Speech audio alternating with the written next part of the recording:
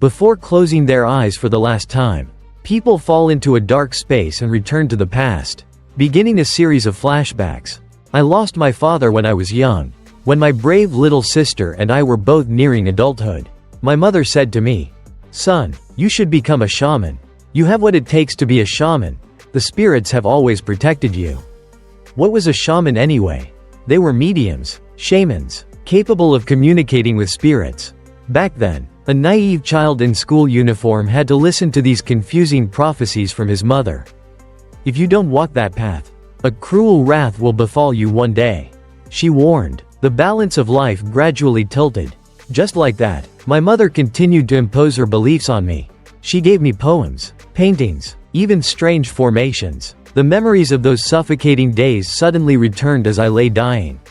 However, I had already decided my own destiny.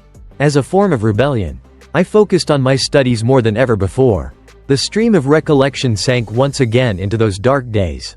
10 years passed, the time it took for me to become an independent man in society. And on that rainy day in the city, I died, due to nothing more or less than an accident. The image of rain pouring down, adding to the coldness surrounding the lifeless office worker lying by the pedestrian lane, looked incredibly lonely. His cold hand, amidst the rain, had failed to grab his briefcase during the accident. Unbelievable. Was this the wrath my mother had talked about? But even more unbelievable was the spark of hope that appeared, glittering in the gloomy night. It was that I had been reborn. I had never believed in reincarnation. When the light faded, 2 hands hastily chased after it, and then 2 plump baby arms came into view. Unbelievably, everything my mother had said had come true. The newborn with old memories was astonished by this new world, astonished to realize that people cannot understand things they have not experienced themselves.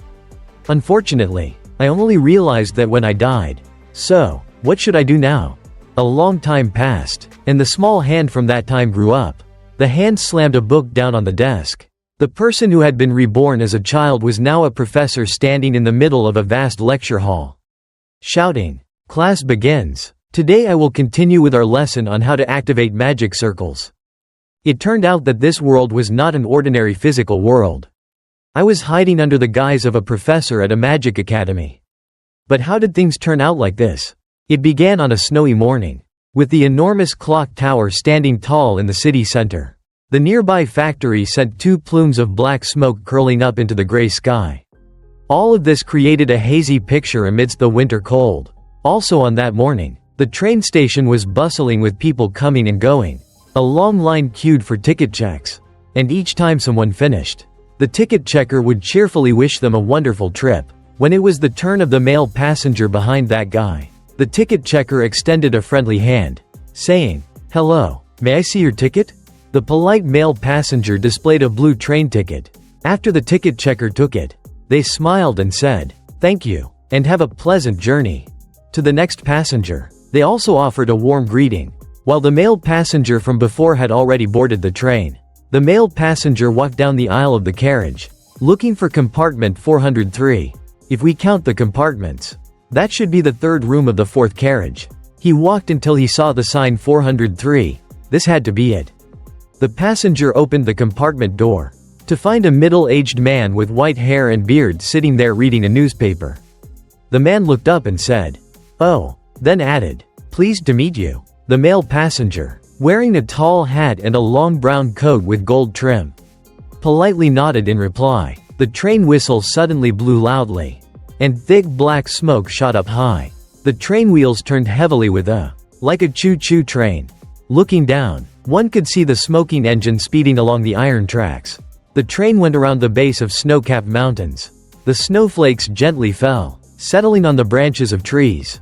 In compartment 403, the male passenger read a book while sitting across from the man reading the newspaper.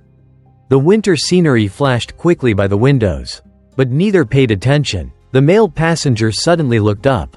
His eyes caught 2 prominent lines on the front page of the newspaper. Utah Kingdom Civil War ends. Victory for the princess's faction. On the front page there were also pictures of the soldiers celebrating.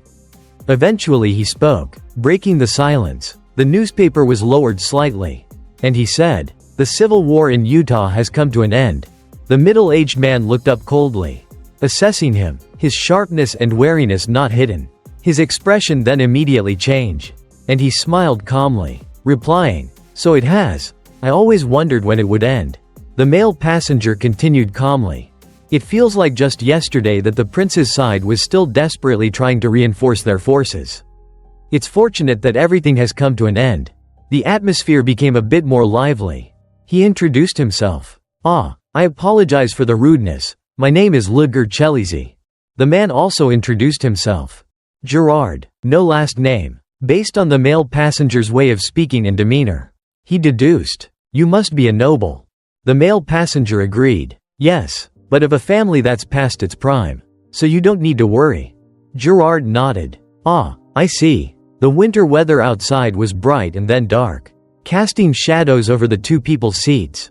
Based on the train schedule, he wondered, "Where are you headed, Mr. Gerard?" The man replied, "I'm on my way to Line de Brno, the capital of the empire. I've heard that area is very popular with tourists." Seeing his temporary travel companion's love for traveling, Ludger enthusiastically introduced, "The Exilon Empire is known as an ideal destination for travelers, thanks to its remarkable development of magical devices." He placed his hand on his chest politely, adding, "My final destination is Leathervelk." Then he shared the good news. "I've just been accepted into the Saurin Academy of the Exilon Empire." Gerard exclaimed in surprise. "Oh ho," he added, "you're so young, you must be very talented." Ludger scratched his head and smiled modestly. "Not that much. I just barely met the requirements." This made the man even more impressed, and he commented, "Well, many people don't even meet the requirements. You should be more proud of yourself." Having found a common topic, his eyes brightened, and his handsome face beamed with excitement as he said, "Thank you for your kind words." Changing the topic slightly, he added, "Speaking of the Utah Civil War, have you heard the rumor about it?" The Utah Civil War had been an inferno of smoke and flames. The key to the princess's faction's victory was not an outstanding sorcerer or high-level knights, but a vagabond mercenary named Machiavelli. The mercenary stood in the middle of the ruined battlefield, his combat rifle resting on his back, with infinite darkness beneath his feet. Gerard frowned slightly, lost in thought, and said, "Is that so?" Ludger crossed his arms and teased, "Come now, your reaction is a bit indifferent." He had been telling the story breathlessly. Gerard chuckled lightly, joking back, "Haha, it's just that I think it's all made-up rumors." But he knew it was no rumor, because Gerard was that mercenary. He looked at the swaying train lights as he reminisced. Machiavelli was just one of the many names he used, and there were still many other identities left to unravel. He was using different identities while wandering around the world, searching for an object. Remembering this, he asked Ludger, "Will you start teaching at Saurin right away?" Ludger honestly said, "Yes, I've been assigned to the second year." Gerard was shocked, saying, "You're starting with the second year? You're even more talented than you let on." He hadn't finished the sentence when he suddenly jumped. Experience and intuition told him that something serious was about to happen right now. The pleasant conversation was interrupted. Ludger, seeing Gerard's sudden tension, asked, What is it?" "No," he said slowly, looking out the window. He warned, "There's something out there." Suddenly, bang! The whole train shook violently, and one carriage burst into flames. Fire and smoke billowed all along the tracks. Ludger and Gerard were thrown around the tilting carriage, barely managing to maintain their balance and avoid falling. No one hit a seat. Scream rang out. Ludger quickly gripped the handrail, shouting, "What's going on?" He exclaimed in panic. "Did the engine explode?" Gerard countered, "That's impossible. This magic-powered train is very well protected." A terrifying thought crossed his mind. He realized this was an ambush. Ludger worriedly asked in return, "The train is under attack?" Gerard analyzed. "It's likely a group of thieves targeting merchants or nobles. If that's the case, there must be a sorcerer among them." Ludger looked apprehensive after hearing this. Gerard hastily rearranged his plan, telling Ludger, "We should hide or get out of here first." Understanding the implication, Ludger turned around to grab his luggage from the overhead rack, asking urgently, "Please wait a moment. To be safe, I'll lead the way." Ludger peered out the door, noticing the hallway was empty. He stepped fully outside and announced to Gerard inside, "I think we're the only ones in carriage 4. Gerard followed him out, his face showing a hint of surprise. He looked at the right side of the hallway. It was indeed clean and empty. He said softly, speculating, "The other passengers, do you think they are trying to take cover inside their compartments?" Ludger intently watched the left hallway, not turning his head, and said confidently, "Each compartment has its own defensive spells. That's not possible." Gerard's face fell, and he silently denied it. He seriously warned, "The outside of the train is also protected by similar magic, which means the compartment is not safe anymore." The whole corridor of the carriage was silent, enveloped in fear. The fact that only the two of them had appeared, like the last survivors, made the unease even more profound. Ludger, sweating, suggested, "The explosion seemed to happen in carriage 3. Gerard looked in that direction, suspicious, saying, "Right next to us. Why haven't they come here yet?" Ludger replied vaguely, "If I were the robbers, I would target carriage 1 first, because the richest passengers will buy first-class tickets." He didn't dispute Luger's reasoning, adding, "If that's the case, we're quite lucky." He hastily urged Ludger, "We should take this chance to escape to the carriage behind us and hold out until the guards arrive." The two suddenly froze, hearing the sound of a window shattering right behind them. While they were planning their next move, a robber had swung down from the roof, kicking the window. Shards of broken glass flew everywhere as the masked robber dropped down from outside into the train. Gerard stumbled backward, and Ludger raised his hands to prevent the glass from hitting them both. He stood in front of Gerard, shouting, "Get back!" His hand tightened around his baton, his eyes anxiously watching the robber.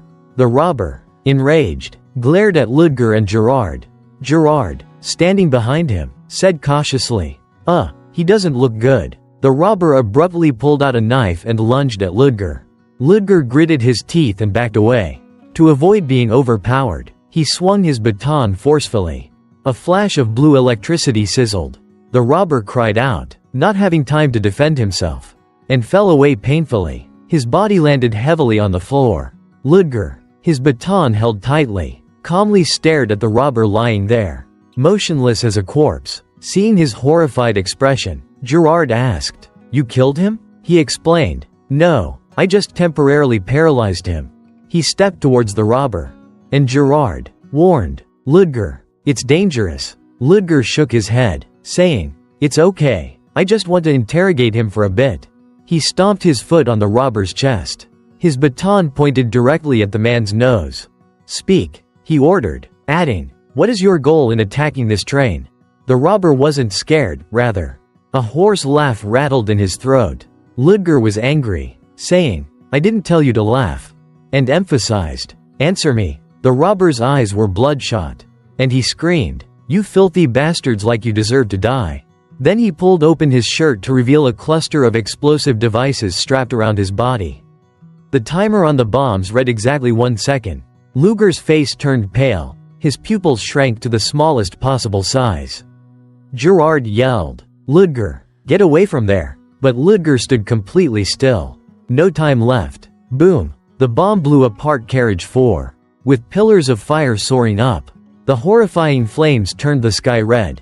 The entire train seemed to be torn to pieces near the abyss. When the black smoke dissipated between the train cars, Gerard was curled into a ball. Clutching his head, he tried to escape the choking smoke, calling out hoarsely, "Ludger, are you all right?" But when he looked closely at where Ludger had been standing, he was stunned. That spot was black and ruined. Nothing was left. Not even a bone or a drop of blood. Just ashes blown away by the wind. Gerard couldn't believe that the male passenger who had been talking so cheerfully with him that morning had died so tragically. Half of the train car had disappeared due to the powerful explosion. Pieces of brick and stone were falling heavily, revealing the vast snowy sky. And the icy winter wind rushed in. He jumped up, looking out. The steel shell of the train, bent and twisted under the pressure of the bomb, looked like a peeled banana skin. He covered his face and wandered all over the carriage, searching non-stop for Ludger. Suddenly, Gerard sensed that something was wrong. He took his hands away from his face to look. The skin on the hand that had just touched his face had torn, revealing raw flesh. The explosion had ruined his disguise. Gerard's eyes darkened, and he sighed, and I spent so much money on it. He tore away the mask. Underneath the aged appearance was a tall, young man, quite handsome. He was the one who had been reborn that year. Not to mention that he was very handsome with a river of dark hair and deep blue eyes. But the current situation made him extremely angry. Why do so many unlucky things happen around me? I didn't have any profound reason for using the alias Machiavelli. I just wanted to use the name of a famous person from my past life's memories. I had spent a lot of time traveling around, and had gotten caught up in various incidents. So I'd had to change my identity many times. Machiavelli was just one of the identities I'd had. A lot of things happened back then. It brought unwanted attention to someone trying to stay hidden. Images of a cloaked figure stained with blood, carrying a gun on their shoulder, walking away heroically, with corpses littering the ground behind them. Then there was another scene, with Gerard, but fortunately, the princess's party had fallen into a deep sleep, content with their victory. So I seized the opportunity when they weren't paying attention to change my identity. The train station was noisy. A train was arriving, and this was the train I was waiting for.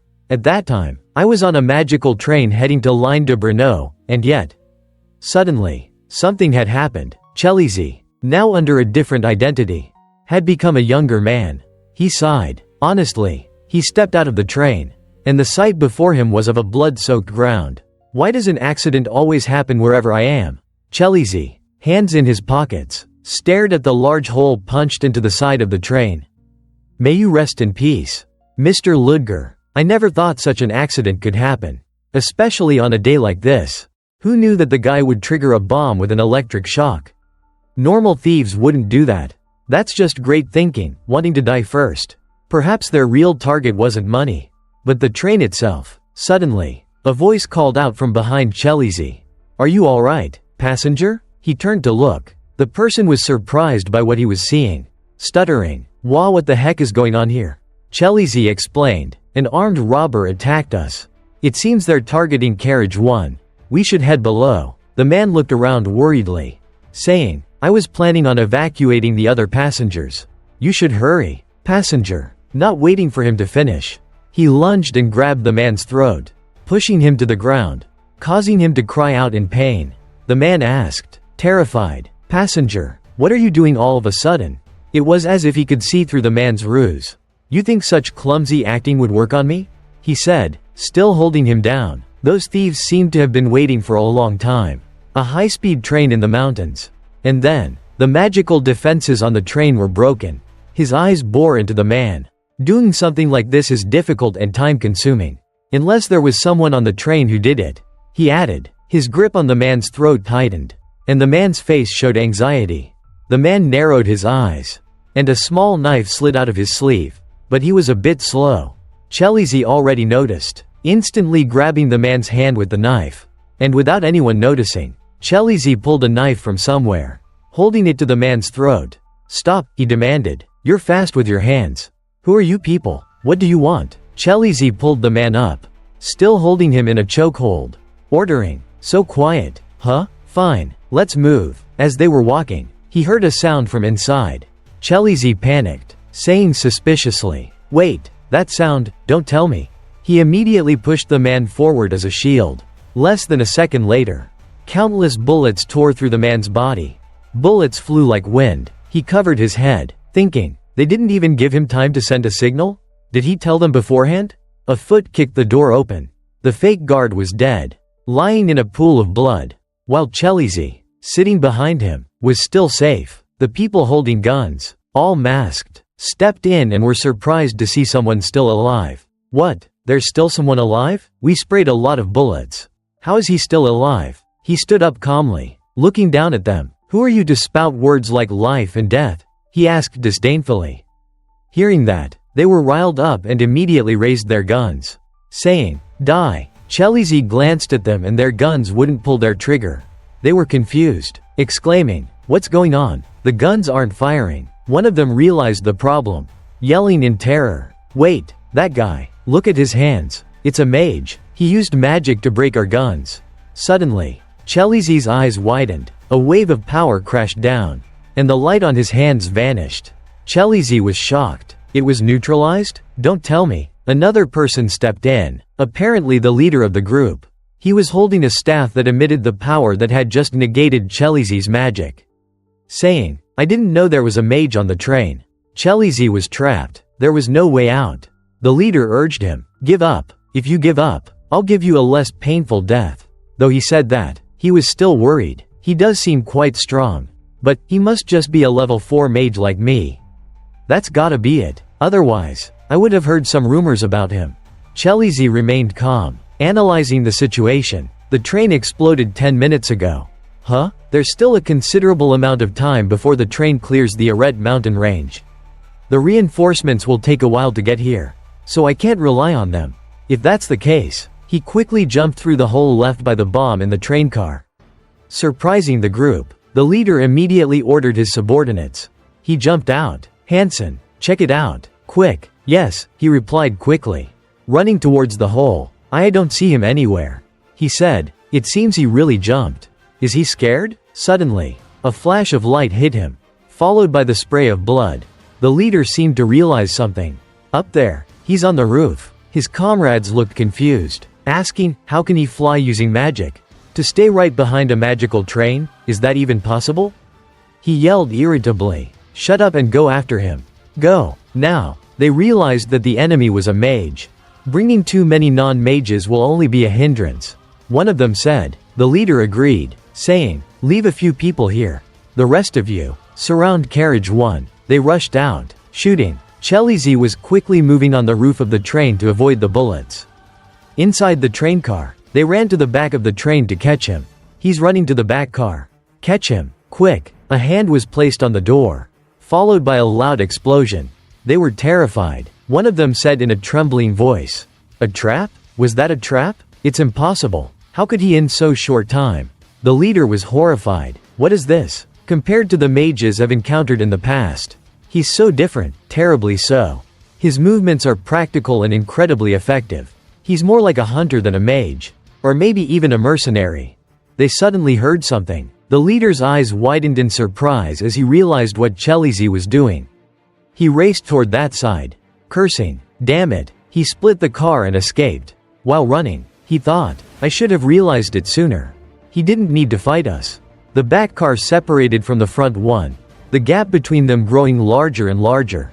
Light appeared. The train had left the tunnel, and outside was a white, snowy scene. Looking down, they could see the train split in two, the engine car growing farther and farther from the last car. The leader was not able to anticipate that and could only watch in anger as Chelizy successfully escaped. They were resentful, saying, damn it, we lost him. We can't abandon the entire train because of that guy. The leader begrudgingly accepted it, saying hatefully, I will remember his appearance. We will find him and kill him. Suddenly he froze. What is this? What is this powerful wave? He looked around, panicking. Where is it coming from? He did not know what he was seeing that made him so scared. It was Chelizy. He was standing behind him, casting a spell. His eyes were fixed on him. The leader wondered suspiciously. How could he be here? Don't tell me, this is also a trap? Chelizy raised his hands and cast a spell. His spell turned into a wave of power, aimed at the spot where they were standing. The power moved quickly, illuminating the whole area. That power washed over them and they could not do anything but stand there and take the hit. The leader still tried to struggle, yelling to his subordinates, run away. The light reached him. Chelizy waved his hand, and the magic vanished instantly. The others were sprawled out on the ground.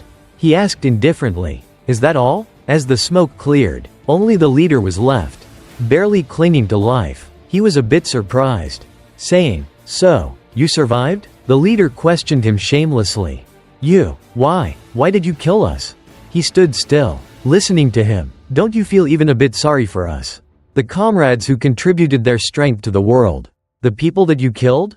Chelizy interrupted him. Beyond my expectations. Your level of insanity is truly beyond my imagination. The man gritted his teeth and asked, what? Chelizy's face fell, and he emanated a dangerous aura. Weren't you the ones who wanted to kill me first? How can you even say that? How dare you ask for sympathy after everything is done? The blood stains on the train's door? Are you really trying to act like you were innocent?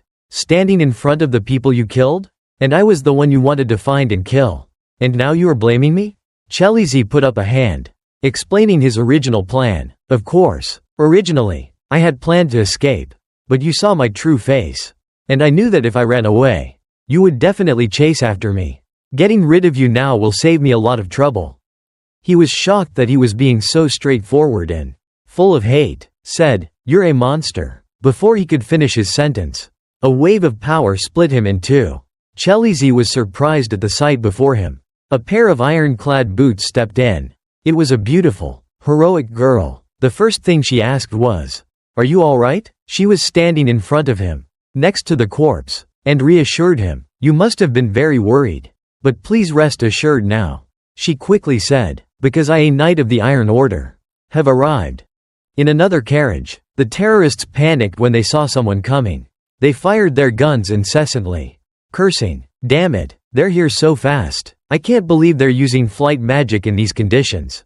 The knight used magic to block their gunfire. Then he stretched one hand back, getting ready for the attack, and lunged towards the terrorists. The red-haired terrorist stared in shock. The knight punched him quickly, then glanced to the side and saw the terrified gray-haired terrorist. The sound of his scream echoed throughout the carriage. After finishing, the brown-haired knight reported, "Carriage 3 is cleared." At the same time, the blonde-haired knight also finished dealing with the other terrorists. "Carriage 1 is clear as well. We have secured the safety of all the passengers." Another knight reported, "Vice Captain, we have secured all carriages." Deville, having received the information, praised her teammates. "Good job, everyone. Escort the passengers safely to the next stop." A while later, Leathervelk Station. Chelizy was sitting in his room, looking outside. Deville walked in, asking, "Are you all right? Did the terrorists hurt you?" He replied, "Thanks to the help of the knights, I'm fine. I was just thinking." She was glad that she had been able to protect the passengers. "That is lucky to hear." She introduced herself, saying, "I apologize for the delay. I am Veronica Deville." Chelizy was surprised, and hesitated before responding.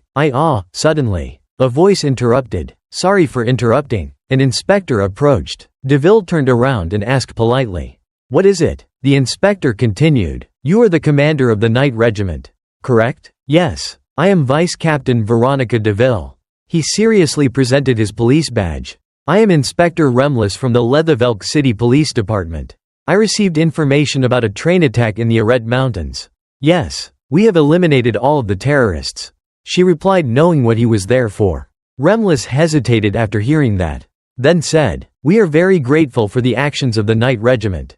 However, there were a few things not mentioned in the report."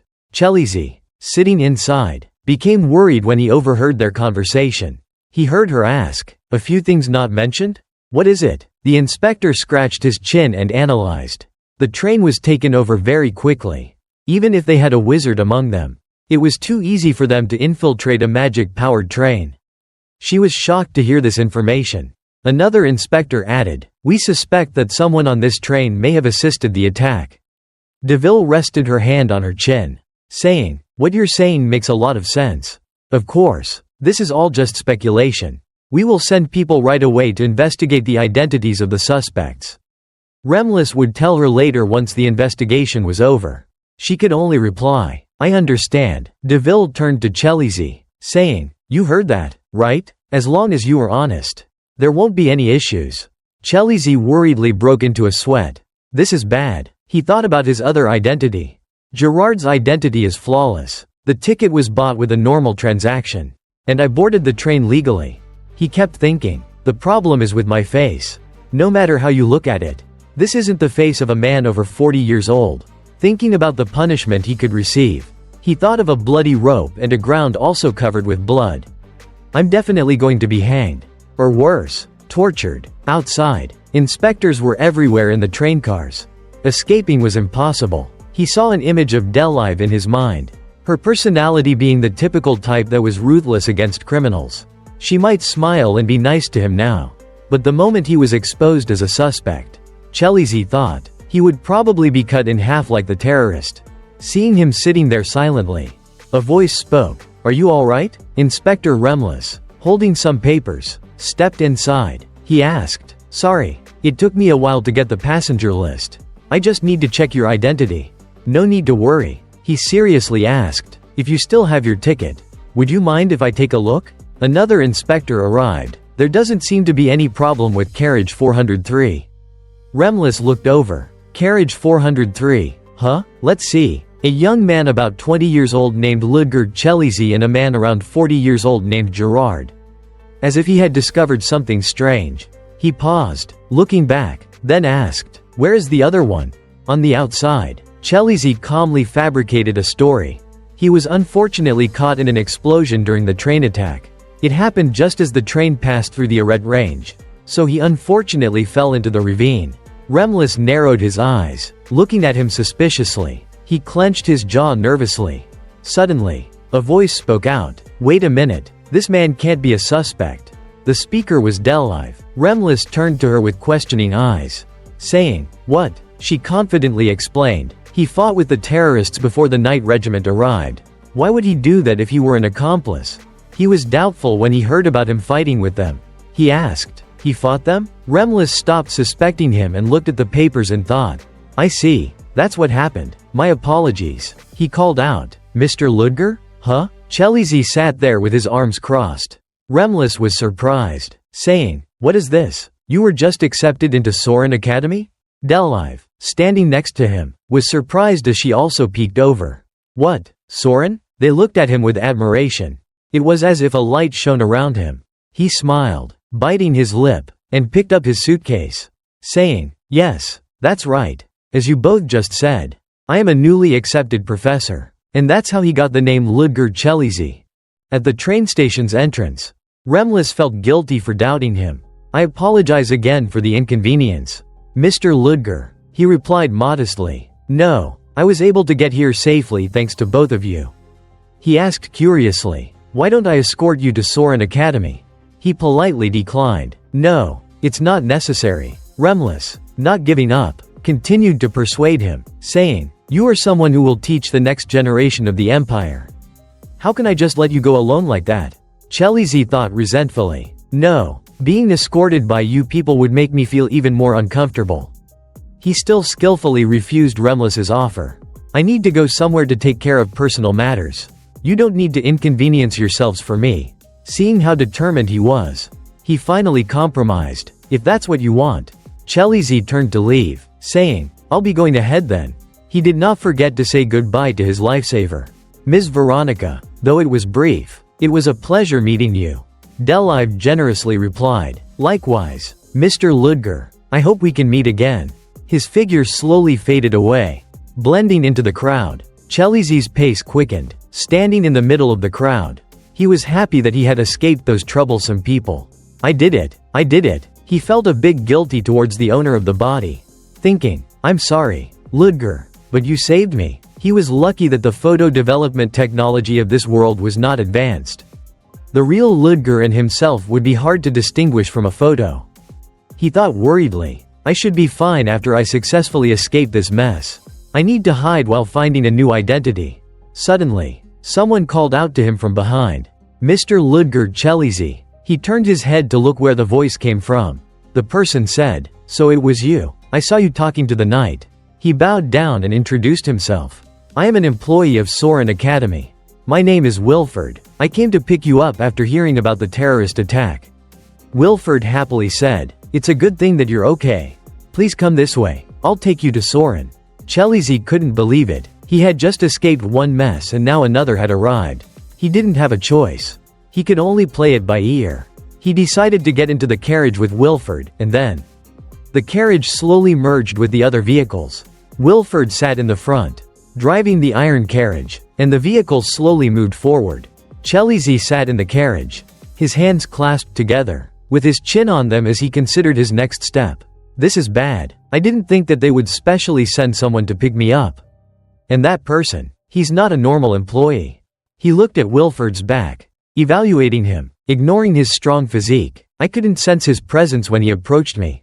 He must have been a knight at some point. If I tried to escape with some stupid excuse, he would definitely be suspicious and follow me. It's better to choose the safer option for now. It'll probably be better than trying to run away." Gerard was confirmed dead. He was just a wandering soul.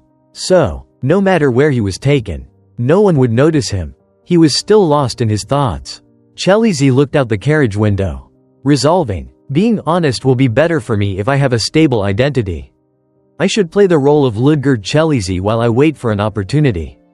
The gate opened, revealing a uniquely structured, majestic school. Wilford said, "We're here, Mr. Ludger." The school was spacious, surrounded by greenery. This was Saurin Academy. Chelizy was overwhelmed by the scene before him. What? All of this is Saurin's grounds? It's much larger than I thought.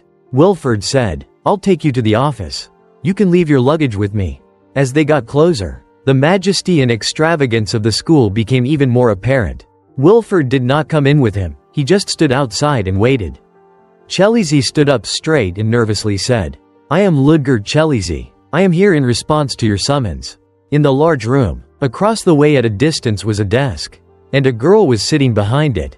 Her hands were clasped in front of her. She spoke, "I've been waiting for you, Mr. Ludger. I am the headmaster of Saurin Academy, Elisa Willow." Warm sunlight streamed through the window, illuminating the room. Elisa asked considerately, "Are you all right? I heard you were caught up in an assassination attempt." Ludger glossed over a few details and replied, "It wasn't that serious. I was rescued by knights at a critical moment." Elisa was relieved to hear that and smiled, saying, "That's good news. Our academy would get a bad reputation if our newest professor were injured." Ludger thought, "She's being so blunt about the school's reputation. Her mind probably isn't all there." He pondered inwardly. More importantly, I did sense that something was off before. Or was I just imagining it? Ludger saw Elisa's bright smile and suddenly wondered, has Ludger ever met this professor before? Would she recognize that I'm not him? Elisa smiled even more brightly as she praised him. "This is the first time I've met you in person, but you really are handsome." Seeing her expression, Ludger felt slightly less worried. "Probably not," he stiffly replied. "Thank you for your kind words. You don't need to be so polite." Elisa said softly, "No, not at all. When the school year starts, the students will be very excited." Elisa handed a contract to Ludger while keeping a friendly smile on her face. "All right, first, please take a look at this. I already told you about it beforehand, but it doesn't hurt to be thorough." She continued to explain, "The contract will last for 2 years. Your salary is already written in it, and we will provide a room and board." Ludger took the contract, secretly thinking about leaving. This must be the contract. "I plan to leave as soon as possible, so it doesn't really matter." But when he read the contents, Ludger paused, stunned. His monthly salary was 20 imperial gold coins. He seriously calculated that amount of money. Converted to the common currency of the continent, it was 30 million dinar, or $300.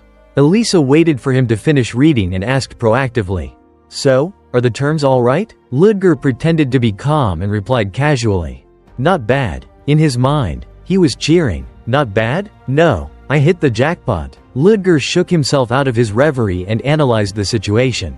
"Calm down. This also means the expectations for a professor at Saurin Academy are very high." Thinking about this made Ludger feel hesitant. Could he really stay here, where the entire hall was filled with geniuses? But Ludger had already committed to the job, and it would be even more suspicious if he refused to work after coming all this way. He didn't have any other choice but to agree. After all, deception, lies, and emotional manipulation were his strengths. Thinking for a moment, Ludger relaxed a little, saying, "I've reviewed it. I'll sign the contract." Ludger had lots of practical experience. His theoretical knowledge wasn't bad either, so maybe being a professor was fine for him. Ludger looked at Elisa, who held out her hand, still smiling. "Very well. I look forward to working with you, Professor Ludger." Ludger shook hands with Elisa, saying, "Likewise, Headmaster Willow." He decided in his mind, 2 years. I just have to endure for 2 years, and then I'll be free. Time flew by, and soon it was dark. A crescent moon was hidden behind the clouds, and its light shone on the quiet city below. Ludger was resting on the sofa, thinking, the school year will start in 3 weeks. I have a lot of things to prepare. Ludger glanced around the luxurious room, finding it hard to believe that they had rented an entire house for him. He sighed softly and muttered, "So, this time it's a professor at the academy." Ludger had lived in this world for 27 years. After being reborn, he had no special abilities. Just his memories from his past life. Ludger had to survive on his own because of his terrible parents. He had survived many ironic situations. And it was hard to believe he was now a professor at Saurin. Thinking about it again, Ludger felt as if he were a spy. Only, he was being forced to be a spy. But in any case, Ludger needed a new identity.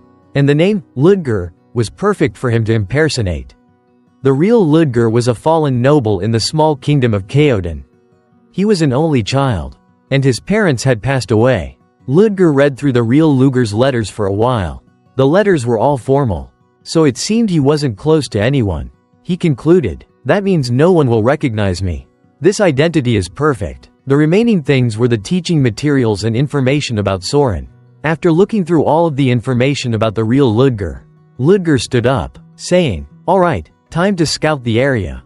As soon as he heard his stomach growl, Ludger paused. He suddenly remembered that he had not eaten anything since the train accident. He thought for a while and then decided, I guess I'll start tomorrow. Where did they say the restaurant was? With the moon shining down, a night of no worries passed. Some more time passed. Now, Ludger was calmly sitting, drinking coffee, and reading the newspaper. He took a sip of his coffee. It's been 2 weeks. Time really flies. I've done most of the necessary things. And the preparations for the classes have also gone smoothly. The school year starts in 1 week. I just need to practice some more. Ludger looked around. It's getting crowded now. I should go back and prepare for orientation. Just as he was about to leave, a cloaked girl's voice cut in. I'm glad you're safe. She sat down in the seat right behind Ludger and whispered, I thought something had happened to you. Ludger froze in the middle of drinking his coffee. There was no one else around them, so the cloaked girl could only be talking to Ludger, not waiting for him to answer. She continued, why haven't you contacted us in the past 2 weeks? The other members are also very curious about your situation after level 1. Ludger's face darkened. He put his coffee cup on the table. Ludger answered naturally, I had some things to check. He speculated, this wasn't a coincidence. They're looking for me. More accurately, they're looking for someone named Ludger Chelizy. The girl hesitated. The assassination attempt was just an accident. We didn't think the riot would happen then. Ludger suddenly cut her off. I also need information about Saurin. The cloaked girl looked surprised, asking, what, didn't I send it to you already? Ludger calmly replied, I have to verify that the information is accurate. The cloaked girl hesitated, then said, I understand. Inside, Ludger was confused. What the hell is going on? Ludger decided to play along so he wouldn't be suspected, asking, have you taken care of everything? She immediately reported, of course. Before I came here, we assassinated all of the key figures of the academy and found the traitor in the organization. The girl's words were getting more and more gruesome. From what I heard, their limbs were torn off and stuffed into their own mouths before being thrown to wild dogs. Do you think that was appropriate for those traitors? A warning bell rang in Ludger's mind. His situation was getting very bad. Ludger unconsciously fiddled with the handle of the coffee cup while calming himself down. The cloaked girl suddenly remembered something. She bowed her head and quickly apologized. I have to check before I report. Ludger became curious, asking, things were fine, so why did you suddenly come to meet me? The cloaked girl explained hesitantly. It's been nearly half a month since the level 1s arrived here. But there has been no news from you. Before she could finish, Ludger interrupted and questioned, so you're acting on your own during this important period? She panicked, stuttering out apologies, but Ludger coldly ordered her to be silent.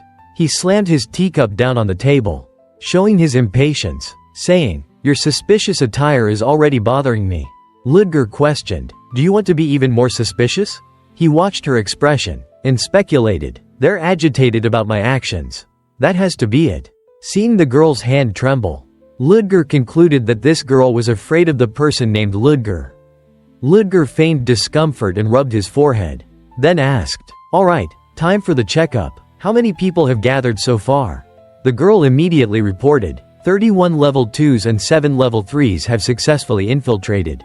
And the other level 1s have arrived earlier and are settled according to the plan.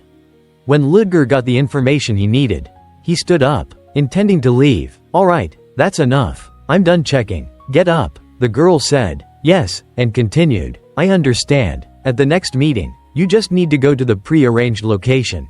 Ludger suddenly asked, you want me to go? He turned to look at her with murderous eyes, asking, someone of your lowly status, you're ordering me around? The girl shuddered, denying it, stuttering, no, Ludger said impatiently, I don't want to hear your excuses. I'll decide the meeting location. I will only meet when someone of equal or higher status calls for me. Then, Ludger slowly turned his back and walked away. The girl clutched her knees, mumbling, higher status means level 0? Ludger went with it, saying, that's right, don't bother me with details unless you're from there. He walked further and further away, leaving the girl behind. Ludger was starting to get worried. Those guys are more dangerous than I thought. Countless questions began to form in Ludger's mind. Assassinate the key figures of the academy? And what did they do to the traitors? This is insane. Ludger was planning to leave when the girl suddenly said from behind, wait, please wait a moment. Ludger stopped and asked, what is it? The girl said hesitantly, when will you call us? How will you do it? Ludger was a little distressed, thinking, I hadn't thought that far ahead. But he answered quickly, do I have to tell you myself? The girl replied, flustered, no, have a safe trip. Ludger sat amidst a pile of papers, saying to himself, a fallen noble with no relatives, who reached level 4 the fastest and is a professor at Saurin. At this point, he gritted his teeth, worrying, damn it, I should have been suspicious sooner. The reason why Ludger's circumstances were so ideal was that, from the beginning, it was an identity created for this purpose. It was because they could not use their real identity to infiltrate the academy. The letters he sent and received under the guise of Ludger were all coded. After thinking about these things, he clutched his head, yelling, damn it, I'm done for. I can't believe the path I chose in a hurry would lead me to a nuclear bomb like this. After a while, he calmed down and began to seriously think. He sends and receives coded messages using Kaoden? I was suspicious because the sentences were so disjointed. But the real problem is that a level 1 infiltrated Saurin Academy as a professor and was trusted by the school. The next steps will be sent depending on the situation. Saurin isn't the only thing I should be worried about. The more he tried to calm down, the more Ludger felt as if he were falling into an abyss of worry. But the more he thought about it, the more unbelievable it was. He's a high-ranking member of an organization that planted a lot of spies in Saurin. Someone like that should have survived. He sighed, not knowing what to do. Complaining, what's the use of criticizing the dead? Anyway, he continued, there's another thing I should never reveal about myself. Saurin Academy, and the secret society. He decided, it would probably be better if I contacted them today. Like that girl I met today said. The secret society has 4 levels, level 0, level 1, level 2, and level 3. I don't know what level 0 is. But it's good that I know it exists right now. The most important thing right now was, who is the remaining level 1? If he was Ludger's friend, he would soon discover that I'm a fake. He was thinking about prioritizing not being caught first. The ideal scenario in my head right now is for Saurin to eliminate them for me. Saurin is very powerful. As long as those guys make a move, no matter how strong the secret society is, they won't be able to eliminate them. Thinking about this made his head hurt even more. So he had to think more carefully. Of course, I should give out corresponding information so I don't get stuck between the two sides. Just thinking about the tightrope I have to walk to appease these two forces gives me a headache. Finally, he decided to do it. I can't relax for the next 2 years. The next morning, at the university, in the school hallways, people were talking excitedly, and in the classrooms, everyone was talking about the new teacher coming to the school. One person stood up and told the whole class, have you heard? The theory of spells and elemental decoding class has a new professor. The second-year class has a new professor? He must be really good. Another person refuted his friend, which caught Flora's attention. I don't think it was in the plan because the previous professor suddenly resigned. I mean, the students were protesting against the professor right in front of the other students. Cheryl, seeing this, was worried and nervously leaned over to tell her, Flora, they're talking about you. After hearing that, Flora retorted, oh gosh, what did I do to make them like this? As a student, I just wanted to point out to the professor that their magic techniques were wrong. Her friend could only listen and agree. Yes, Yes, that's right, but the others then continued to talk about it. His resume is really outstanding. I heard he wrote a lot when he was a military officer. So he must be a good person, right? He's no ordinary man, but he's a fallen noble. After hearing that, the people burst out laughing obnoxiously, saying, "Really? Then he must be easy to get good grades from." After eavesdropping, Flora thought smugly to herself, "Is that so? How disappointing." Suddenly, Ludger walked into the lecture hall with confident demeanor, surprising everyone. As soon as he entered, he slammed his hand on the table to silence the students who were talking. Ludger immediately said with a confident air, "It's a pleasure to meet you all. I am your new professor, Ludger Chelizy." Then, he used his piercing eyes to look at all of the students in front of him, making them feel pressured and afraid. Seeing this, Ludger spoke directly and seriously. "Since this is just a trial class, I won't start the lesson right away. I'll give you a few notes first. I will teach you all spells. But my way of teaching will be very different. I will focus on practical applications. I won't just teach theory. And this class isn't just for the second-year students here. First-year students can also participate." Hearing this, all the students immediately began to chatter excitedly at the news. Ludger then raised his hand, asking everyone to be quiet, saying, "Quiet, I understand your complaints, but I won't lower the difficulty of the class. So please don't haggle anymore." Suddenly, Eden-Lil raised her hand and asked Professor Ludger, "Can we know why you allow first-year students to join the class?" Looking at the student who raised their hand with a question, he thought for a moment. "I feel like I've seen that face somewhere before." But he replied coldly, "As an educator, I feel that it's my responsibility to teach equally, even if the students are in different years. Of course, I understand that my class is different from the current standards." After hearing the answer, Eden-Lil was still being stubborn and wanted to ask more. "Please explain it in more detail. I still don't understand." But Ludger had another way of answering the student, saying, "What's the fun if I say it all beforehand? If you're curious, please attend my next class.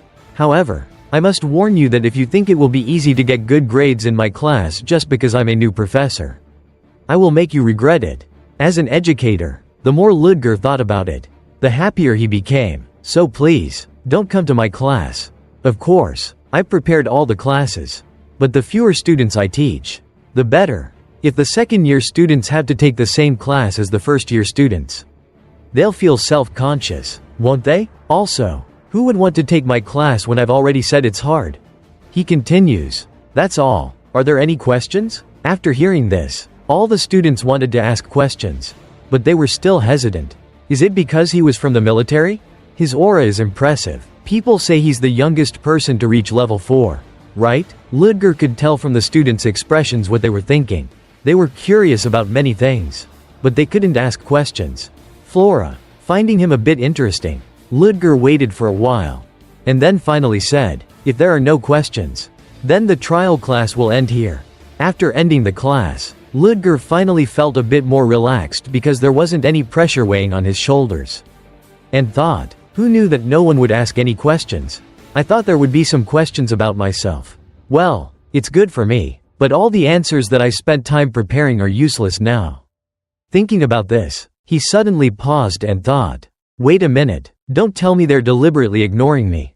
He paused for a moment, and then, he calmed himself down, and tried to comfort himself. "It's not that strange. I should have been friendlier. I probably made them self-conscious. Was I too pushy?" But as he was thinking, he noticed that the students passing by were looking at him with strange expressions. Everyone who passed by looked at him and immediately stepped aside. No one blocked his path. This shattered his thoughts. It was just a guess. But, is it true? Suddenly, from behind him, a voice cut into his confused thoughts, asking, "Hello, you're the new Professor Ludger, right?" When he turned around, he saw a very radiant professor greeting him. "It's nice to meet you. I'm Selena. I'm also a new professor like you." Seeing this, Ludger greeted her back. "Ah, it's a pleasure to meet you. Is something the matter?" Selena was flustered by the abrupt question, but she spoke, inviting him to join her. "Well, have you eaten yet?" At this time, after the trial classes, everyone gathered to meet and greet each other happily. Brino was the first to speak, cheerfully greeting everyone. "It's a pleasure to meet you all. I'm Brino, in charge of the golem summoning class. Marilda also introduced herself, saying, "I'm Marilda. I teach charm and illusion, part of the curse and dispelling darkness course." Ludger didn't want to, but in order to avoid revealing his identity, he also introduced himself, saying, "It's a pleasure to meet everyone. I am in charge of the spellcasting class. My name is Ludger Chelsizzy." As soon as he finished introducing himself, he thought about the get-together. Is this a party for the new professors to get to know each other? Selena, seeing him finish his introduction, went up to him and praised his appearance, saying, "Oh my, you look even more handsome up close." Seeing this, Ludger could only thank her politely. "Thank you." Unexpectedly, while the two were talking happily, he suddenly saw a professor in the distance, not introducing himself, but staring at him with a disgusted and hateful expression. But when Ludger turned to look, the professor didn't glance back and just left coldly. This made Ludger feel very confused about what was wrong with this person. Then Marilda came closer and whispered to him, introducing him to the person and reminding him about a few things. "That's Professor Chris Benamor. As you can see, he's a noble, unlike us commoners." After hearing these reminders, Ludger finally understood and replied, "I see." Then, he changed his expression and thought differently about the professors. The new professors include a noble, a fallen noble, and 3 commoners. Perhaps they all have different rules, but everyone possesses extremely high skills in their field. In other words, it's highly likely that another level 1 is among them, having arrived sooner, which isn't making things easy for me. I can't even trust my colleagues. It turned out that Chris had not left completely but was standing at a distance, complaining about his work here, saying, "I can't stand being here any longer. I was so curious about what the new people would be like. But it turns out they're just a fallen noble and a few commoners. Don't taint me. You guys just have fun with each other. Especially you. Don't be so arrogant when you're just a fallen noble like that." After he left, Marilda glared at him with contempt, saying, "I know he's a noble, but how can he look down on us like that? Don't pay attention to that guy." Professor Ludger. Ludger spoke to reassure everyone and invite everyone to eat. "I'm fine. If he doesn't want to eat with us, why don't we go eat without him?" Seeing this, everyone could not refuse and were surprised as they agreed. "Sounds good." Ludger walked ahead, with his own thoughts. "Right now, I should be happy that I don't have to eat alone." At this moment, in the darkness of night, a system was appearing and said, "Have you heard anything about the new professor named Ludger Chelsizzy? He is rumored to be the youngest person to reach level 4. And he even has experience in the military. I heard he also participated in the hunt for mysterious creatures. People say he even wrote his name on the magic tower as a free witch." Is that true? A mysterious person, using the system, was deep in thought. "I shouldn't ruin level 1's class. I need to encourage more students to attend his class as much as possible." The students, after hearing the invitation, also said with some interest, "Even first years can go? Sounds interesting. I think I should give it a try." The next morning, Ludger was walking down the hallway to his first real class and had a worried expression. "Today is my first real class. I wonder how many will show up. I've already given a clear warning that my class will be like hell. So no one would want to attend. If anyone does, it must be because they have no other options since the other classes are already full. At most, there will probably only be 30 students." Inside the classroom, some people were happily chatting. "Right, you saw that post too." When he entered the classroom, he saw many students sitting and staring at him, making him shocked, confused and thinking, "Why are there so many? All 80 seats are filled? And there are so many first-year students too. Why is this happening?" All of the students who saw him were also thinking worriedly, sweating, "Wow, just by walking in, the professor has already set the atmosphere like this. It must be true that he was in the military before." Ludger frowned, thinking about this. This is impossible. Isn't it uncomfortable to take a class with upperclassmen? It feels like someone is pulling strings behind the scenes to trick me. Step up. Level 1. You can do it. Thinking about this, he brushed it aside and thought, "No, maybe I just underestimated the students. Saurin is where the top academies in the continent are located. I should have stimulated the kids' competitive instincts. I don't think I have any other choice now." After thinking this, he began the class, saying, "Since there are some new students joining this class for the first time, I will introduce myself again. I am Ludger Chelsea. I teach the general process of spellcasting. I will do my best to teach with all of my abilities. Suddenly, a student raised their hand, saying, I have a question. Does the general you mentioned mean all 4 main specialties?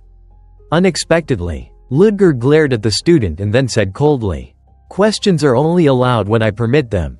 I'll let it pass this time because it's the first day. From now on, anyone who interrupts the class or challenges me as the professor will be penalized. Of course, there will also be opportunities to gain points. So please work hard, but since you asked the question, my answer is yes. I will teach all 4 main specialties. The 4 main specialties are elemental release, extrasensory perception, and reinforcement. After he finished explaining, Flora, a person who also attended the class, thought to herself, usually, it's difficult to teach just 2 specialties. But he plans to teach all 4 while being a new professor? It feels like he's exaggerating. Ludger began to teach the students.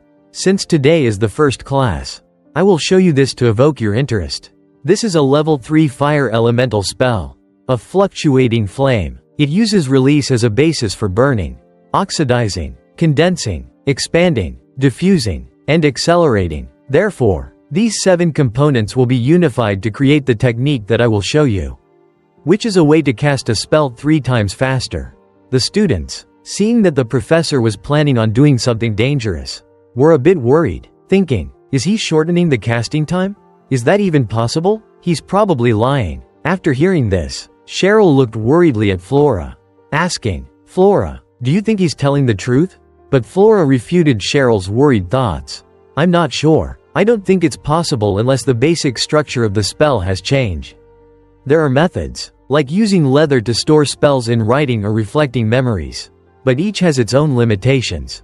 Flora then looked down and thought of another method, thinking, if he's thinking of one of those 2 methods, I'll be disappointed. Professor Ludger, standing below, preparing to do the experiment, said, it seems like you all have a lot of questions. I will only answer a few. As soon as he finished speaking, a bunch of questions were asked by the students all at once. My name is Alex Selane. I'm a 2nd-year student. What do you mean by shortening the speed of spellcasting? My name is Dahlia, a 1st-year student. So, does that mean that you will adjust the technique? Ludger, hearing so many questions, didn't change his expression and replied slowly. No, if we mess up a completed technique, it would become a different spell. What I'm going to show you is how to shorten the casting speed while maintaining the original spell. Suddenly, Flora raised her hand with a question. Professor, that's not possible. Seeing that Flora had raised her hand to refute him, he was having his own thoughts and didn't reply. Flora coldly raised her hand and spoke. I am a 2nd-year student. Flora Lumos. Professor, that's not possible. The students around them whispered to each other. It's Flora. Flora finally intervened. That professor is done for. Ludger Chelsea was not fazed by this and coldly retorted. I have never agreed to questions without permission. But this time I will listen. Why are you so sure that it is impossible? Flora frankly expressed her opinion. According to the existing formulas, the only method to shorten the casting time is through regeneration. You're talking about an achievement that no genius has ever achieved before. So I can't believe it. Ludger Chelsea rested his chin on his hand. Listening to Flora, he didn't rush to explain but asked her in return. Instead of saying it can't be improved, what if it could be improved? His words surprised Flora, and she exclaimed, what? Then, Ludger Chelsea began to explain. Magic is stagnating because it's too focused on customs and history. Meanwhile, science is developing steadily, to the point that it may threaten the position that magic has held for so long. I'm not saying that science is superior to magic, but that magic still has the opportunity to develop. Finally, he concluded with a firm and confident statement. Therefore, your judgment is wrong, because no one has ever tried to improve it. I will become the first.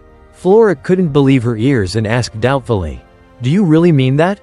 In her heart, she was extremely flustered, thinking, what the heck is going on?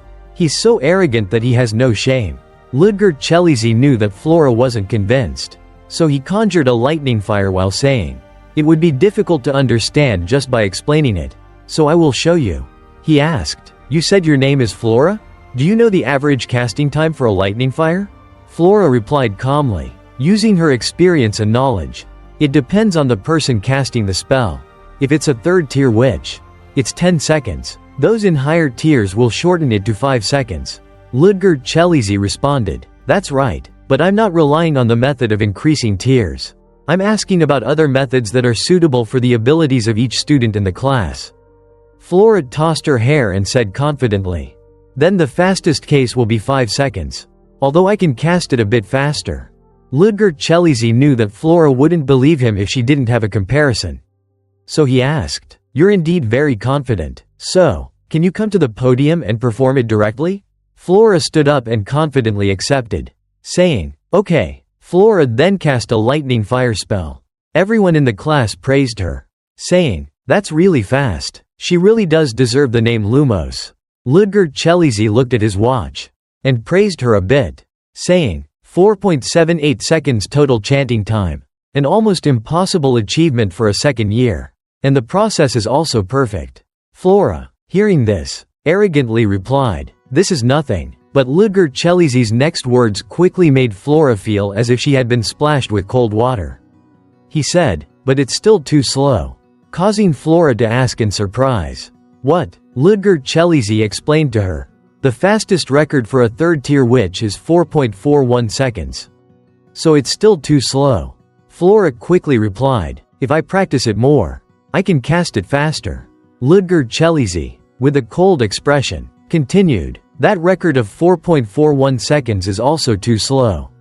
This made everyone in the class extremely surprised, and they whispered to each other, "Is he serious? How fast can he cast it then?" Not wanting to make everyone wait longer, Ludgard Chelizy said seriously, "Watch carefully. This is how to use lightning fire." Immediately, he cast a spell, but Flora found it strange, thinking doubtfully, "What is he doing? That's not the technique for a lightning fire." But then the lightning fire appeared, shocking Flora and all of her classmates. Some students leaned forward to get a better look, exclaiming, "What's going on?" The incantation was completed in the blink of an eye. Less than a second. Flora was flustered. Confused thoughts ran through her head. That was definitely not a lightning fire technique. No, there wasn't any complete incantation process at all. Ludgard Chelizy continued calmly, "Did you see it? I'll do it again for those who missed it." He cast lightning fire again. And Flora and all of the students in the class were still surprised as before. As if they couldn't believe their eyes. Ludgard Chelizy also noticed this. After all, everyone's expressions change. He began to explain carefully. "The lightning fire I just cast took only 0.24 seconds. A huge difference from the existing record. However, you can see that it's a bit unusual. Because the first time I chanted, the technique I used wasn't lightning fire. But the end result was the lightning fire spell. More precisely, I used one incantation to cast another." The students felt strange because it was the first time they had heard it. Two students asked each other blankly, "A technique of one incantation to cast another? What the heck is that?" Ludgard Chelizy continued to explain. "Therefore, as soon as I pay the price, the item immediately appears. A unique design, you can think of it like that. Through the biological hardware that is a witch, consuming data called mana, and adhering to a program called a technique. It activates the software called magic. I call it the source code." Flora was still standing stiffly in place. Confused. "Source code? I've never heard of that kind of magic. What is he?" Ludgard Chelizy turned to ask Flora.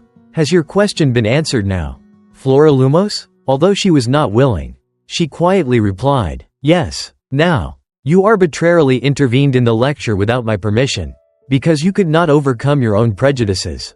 Do you admit your mistake?" Flora resentfully bowed her head, replying, "I admit it." Not stopping there, Ludgard Chelizy had a serious face and an extremely harsh tone, saying, "Your actions are an undeniable challenge to the authorities. Therefore, Flora Lumos, I will deduct 10 points from you." Everyone in the class continued to whisper to each other, "How can that be? Flora got a penalty." Cheryl, above, was worried for Flora after hearing that. Flora bit her lip angrily and resentfully returned to her seat. "However, the lightning fire technique you cast was perfect. I will give you 10 bonus points.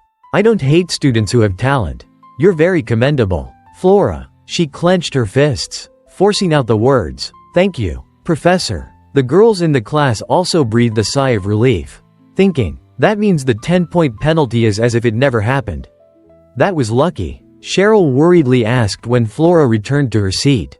"Flora, are you okay?" Flora smiled and replied, "Yeah, I'm fine. Thanks for your concern, Cheryl." Cheryl smiled happily back, saying, "I'm relieved then." In her heart, she thought, she can get over this so quickly.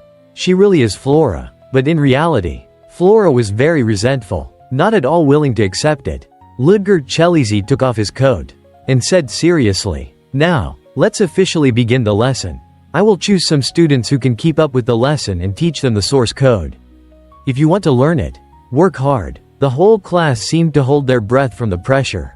Aiden looked at Ludger Chelizy, who was enthusiastically lecturing, and excitedly thought to himself, "Wow, because everyone was only saying weird things about the professor. I was worried that I had chosen a bad class. But it's truly amazing. I'm really at Saurin." When the class was over, Ludger Chelizy said seriously, "The lesson will end here. Everyone, go back and review on your own." Then, he quickly left the class. At this time, the students began to talk about the lesson. "That was amazing. Source code. I never thought I would see something like that." Suddenly, an arrogant voice rang out. "Hey, you're all impressed just because you saw that small thing. You're admitting that you're idiots. That's why commoners can't do anything."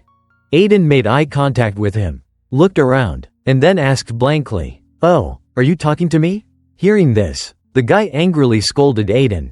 "Are you mocking me?" Aiden quickly tried to exonerate himself, saying, "No, how would I dare?" But the guy was still arrogant, talking about his power. "You dare ignore Jeevan, the eldest son of Baron Felio." Aiden could only protest helplessly. "I said it wasn't like that." Suddenly, a voice rang out. "If you're talking about the Felio Baron family, isn't it located at the farthest border of the empire?" Jeevan looked towards the blue-haired guy and scoffed. "Ha! Is Saurin accepting babies now?" The blue-haired guy sighed, showing his disappointment and retorted, "Better than accepting the idiotic brat of a childish Baron family." Hearing this, Jeevan was furious, and he cast a spell, cursing, You guys dare look down on a noble?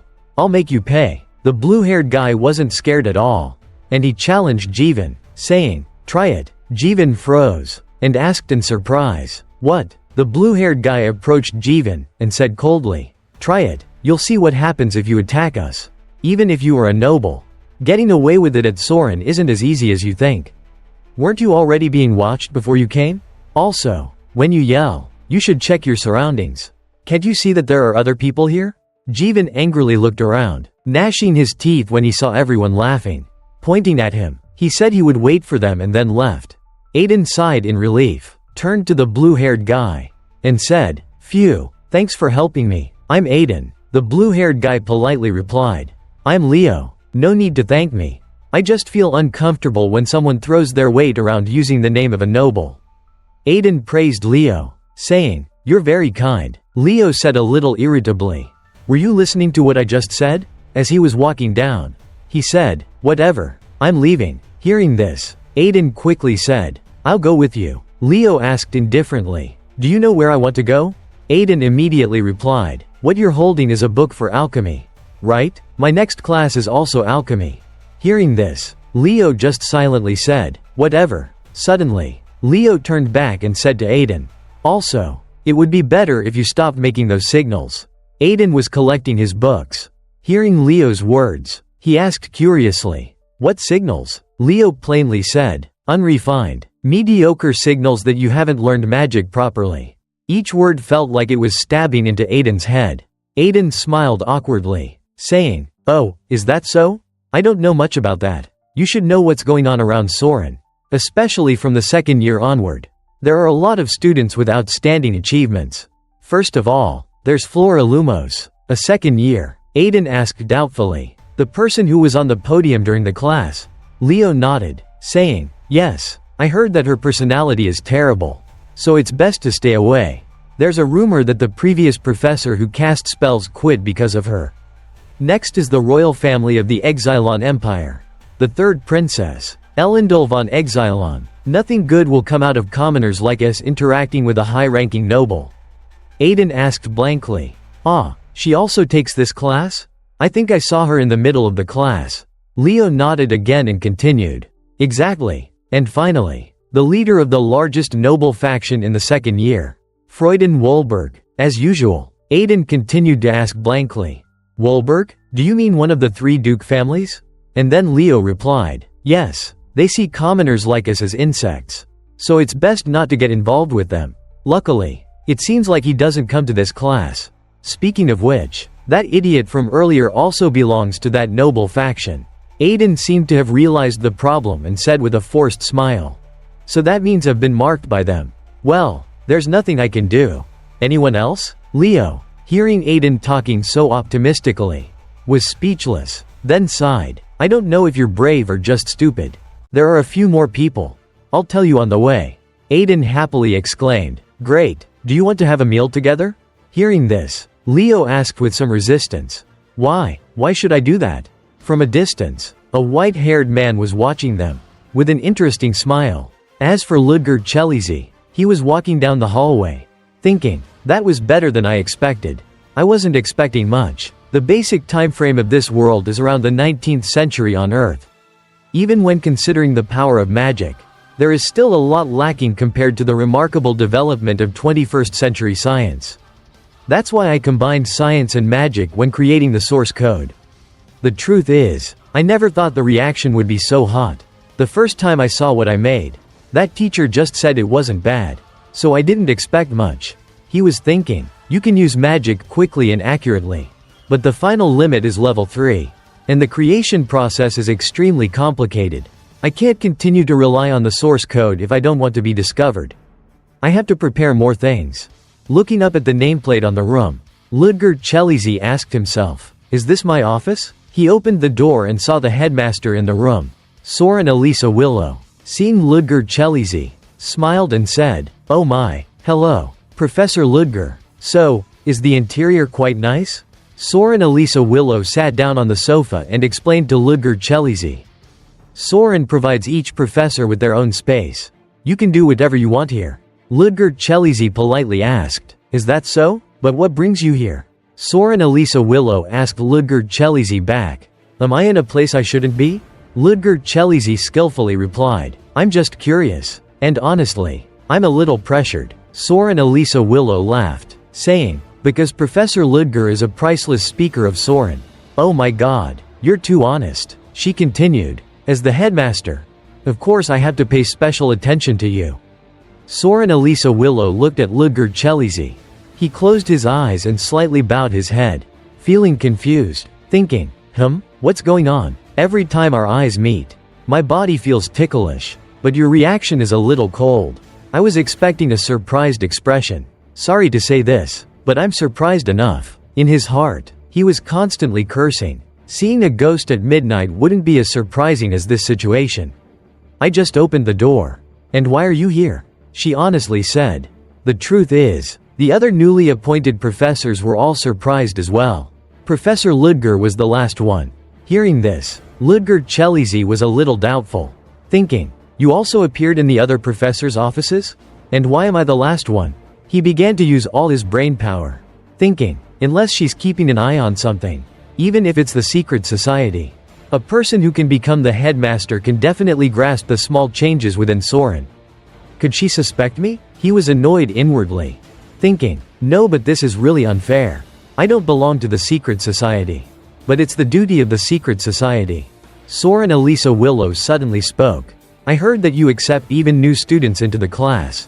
Ludger Chelizy also honestly replied. Yes, I don't intend to divide students by year. Saurin Elisa Willow began to get straight to the point. I don't mean to criticize you. In fact, I agree with your method. There are a few talented children in the first year.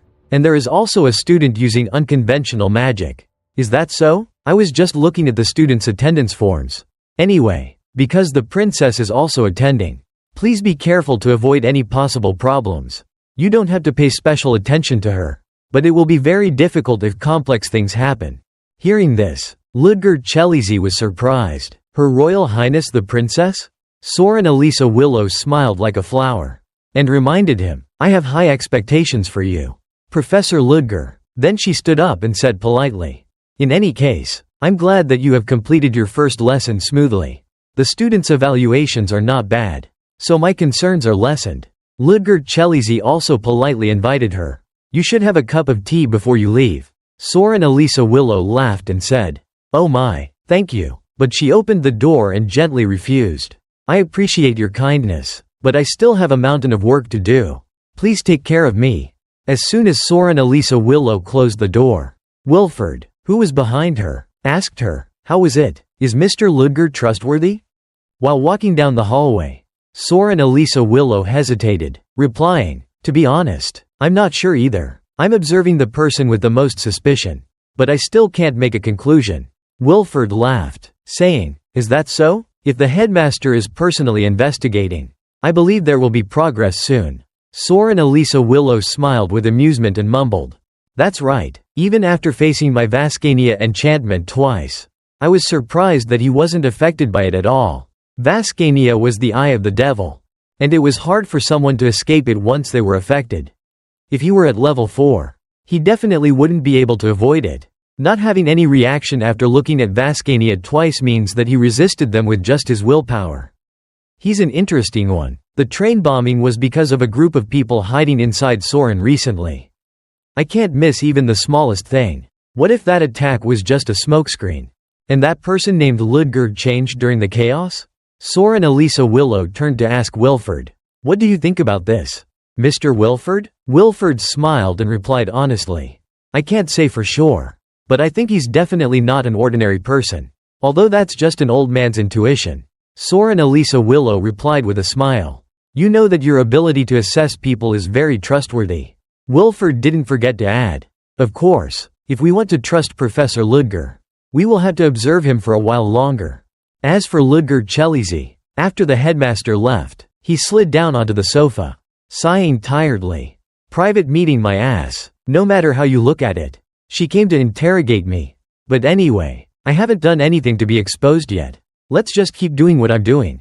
Ludger Chelizy picked up the student information sheet, thinking, now that I think about it, the Lumos family is a duke family with a lot of influence. No way. Her family won't put pressure on me because of what happened earlier. Right? He tried to reassure himself. Hey, no way. Why would she care about that? I even gave her bonus points as a way of reconciliation. After that, Ludger Chelizy started to look at the other students and thought, by the way, just like the headmaster said, there are a lot of talented kids here. From the new ones back by the magic tower to the princess of the empire. Suddenly, Ludger Chelizy hed a little as he looked at Aiden's photo and thought, this is the kid with the unusual magic? He tapped his thigh, brainstorming, and thought, but this kid, why is he so familiar? But he couldn't remember, so he decided to push it aside, thinking, oh well, I'll remember it later. Ludger Chelizy thought again about the headmaster. Anyway, I can't lower my guard. From the way she looked at me, it was clear that she didn't fully trust me yet. Well, it would be better if I joined the secret society's side. That girl called me level 1. There is no way that she didn't know Ludger's face when he was on the train. Which means that she very easily accepted the change of Ludger's appearance. If Ludger was really good at disguising and blending in, then, of course, but immediately after, he quickly dismissed those evil thoughts. No, of course I shouldn't.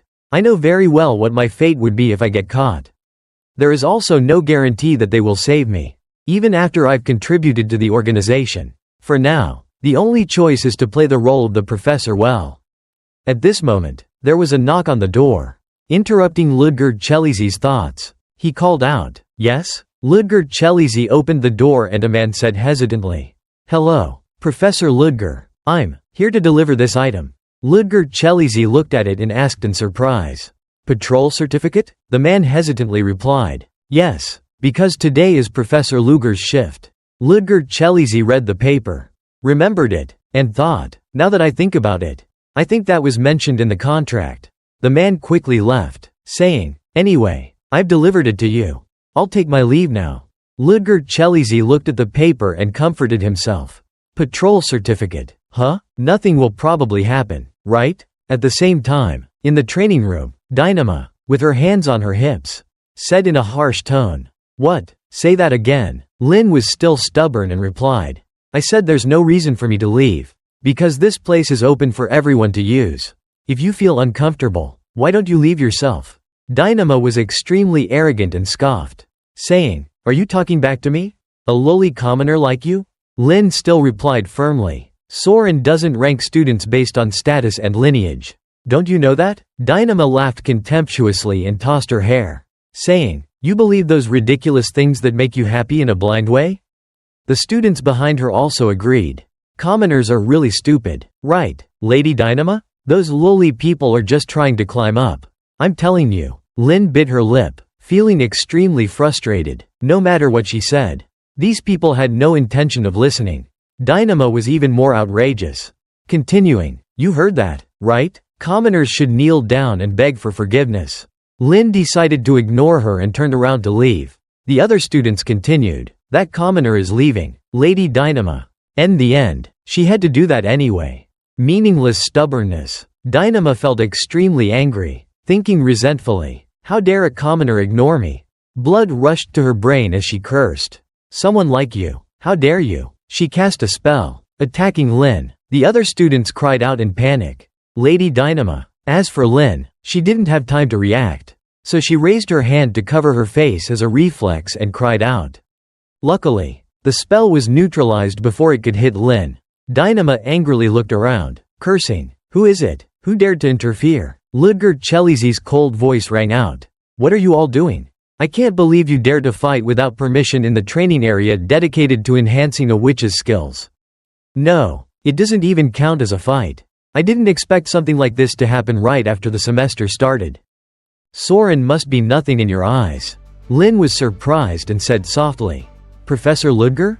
Dyname's face wrinkled with displeasure. Ludger Chelizi gradually flew down, not forgetting to scold the students. "I thought I would let it pass if it was just a normal argument. But no matter how I look at it, it was one-sided violence." Dynama blamed him. "Why did you do that, Professor? This is obviously an issue of protecting the authority of the noble class." Ludger Chelizi said indifferently, "Authority? All students of Saurin are equal. It doesn't matter how noble your lineage is. So I cannot let it pass." Ludger Chelizi turned around to leave, not forgetting to add, "Follow me immediately." Dynama was so angry she became stupid, cursing loudly, "That low down, fallen noble." She suddenly realized that her words were a bit too much, and the students who were agreeing with her tried to remind her.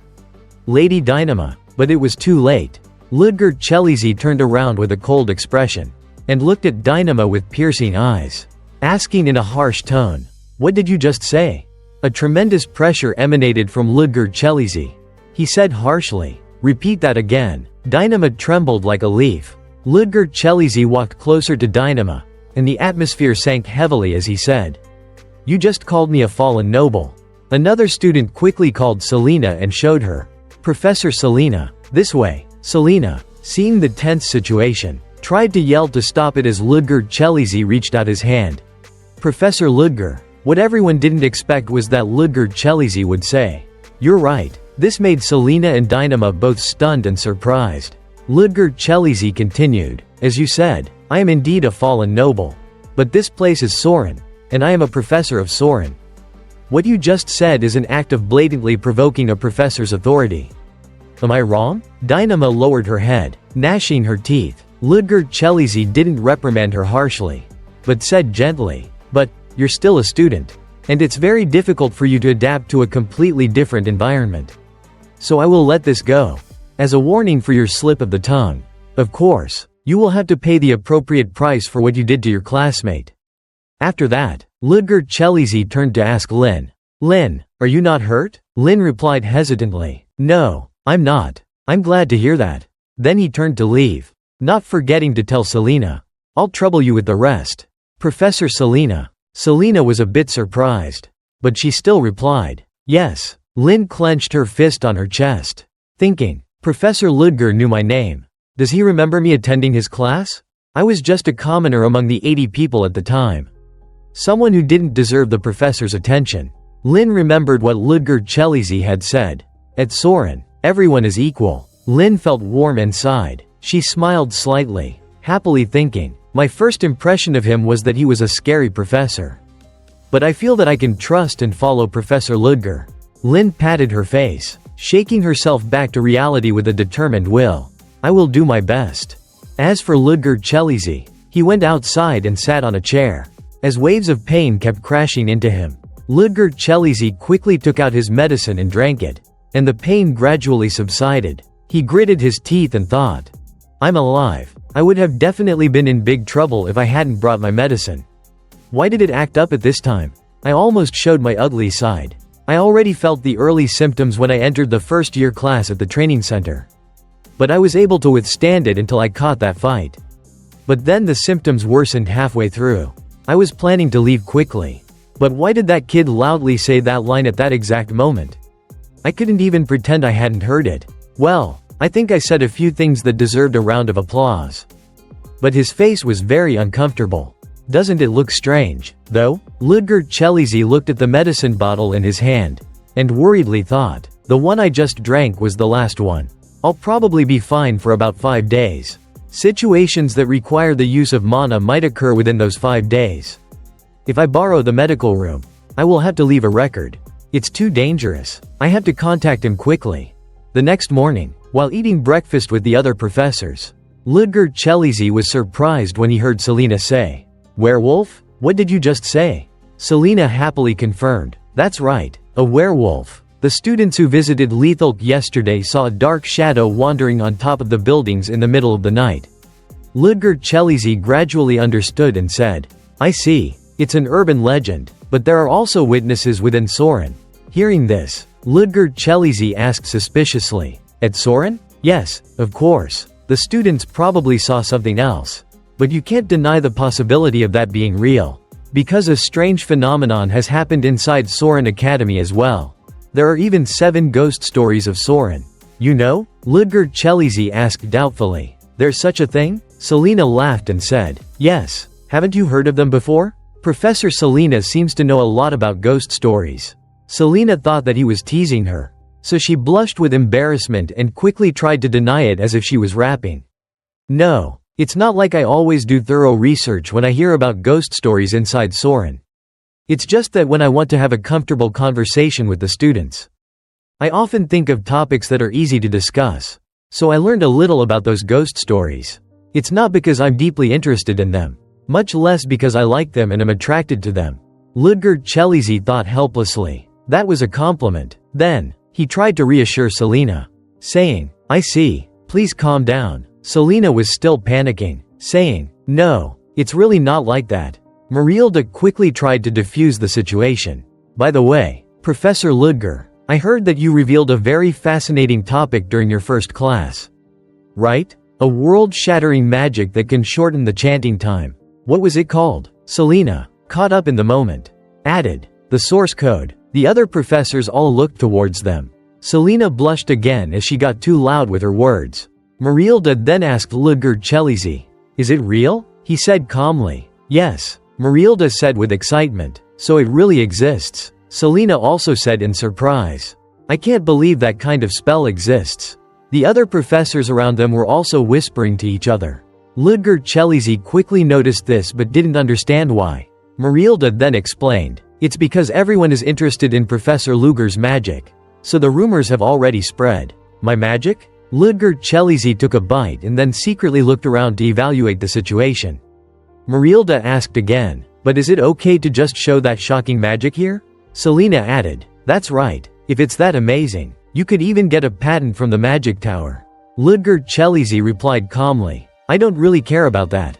In his heart, he thought firmly, no, it would be better if I ignored those patents. Because if I don't have any backing, I can only lie down and wait to be robbed or beaten. And of course, I don't know what would happen if the magic tower approached me first. The problem is that the other professors are staring at me with fiery eyes. That one is Chris Benamor. His gaze could kill people. Ludger Chelizy didn't pay much attention to that, continued to eat breakfast, and thought about the werewolf story that Selena had told. That night, Ludger Chelizy waited in a secluded corner, thinking to himself, it's late, maybe he's wandering around. Suddenly, a half-human, half-wolf creature appeared behind him and lunged to attack. Ludger Chelizy easily dodged it and kicked it. sending it flying away to land heavily on the ground. I was wondering why you were so late. It turns out that you were waiting to play this scary prank. The werewolf resentfully cursed at Ludger Chelizy. Damn it, why didn't you just stand still and act surprised? The werewolf slowly stood up, dusted himself off and said, "Anyway, long time no see, big brother." The term, big brother, was just a polite way of addressing a senior, not an actual sibling. Ludger Chelizy also laughed and replied, "Yes, long time no see, Hans." Ludger Chelizy spoke up, "You're still causing trouble, just like in the past. What is it this time?" Hans angrily gritted his teeth and replied, "Damn it, do you think I like being like this? I had no idea a dog being held by a strange woman would chase after me." He covered his mouth, holding back a laugh. "You're just naturally a bit humorous." Hans was extremely annoyed, saying to him, "Don't laugh, because you're not the one who got turned into a dog. At this point, I feel like I'm cursed." He thought about Hans's background. Hans was a human with a very special characteristic. Whenever he was bitten by an animal, he would take on their genes. And then, whether he wanted to or not, he would turn into the animal's form. Hans hesitated. "Anyway, do you have the medicine?" He immediately pulled out a syringe and held it out in front of Hans. "It's right here." Seeing that he had brought the medicine, he breathed a sigh of relief and took the syringe. "Phew, thanks. I can't walk around looking like this." He injected the medicine into his body. Hans's body began to shrink, and his human face gradually reappeared. He was extremely grateful to him for bringing the medicine, saying, "Without you, I would have been miserable for days again." He put his hands in his pockets and replied, "Just like the first time we met. I was on a mission to eliminate a cryptid, but a giant chihuahua appeared and surprised me." Hans interjected, "Thank God everything was resolved, or I would have gone to heaven. Oh, and by the way, is it Rudiger? Rudiger Chelsea. Ah, now that I think about it, that was the name that was written on the letter. A professor from Thiern. When did you create that identity? Also, why did we meet in Leatherbelk when the plan was to meet in the capital? What happened?" After hearing his story, he started to laugh mockingly, saying, "You're unbelievable. If it were me, I would have caught him right away. How the hell did you save yourself in that situation?" Ludger Chelizy sighed and glanced at him. "If I want to live, what other choice do I have?" Hans stopped laughing and said, "Plus, that Rudiger's name belongs to an organization with an unknown name." He said, "Right, it's called the First Order," and stopped laughing. He crossed his arms and tapped his fingers. "The First Order? The First Order? Do you know anything about it?" Hans frowned, touched his chin, and thought, then told him what he knew. "There's something in my memory.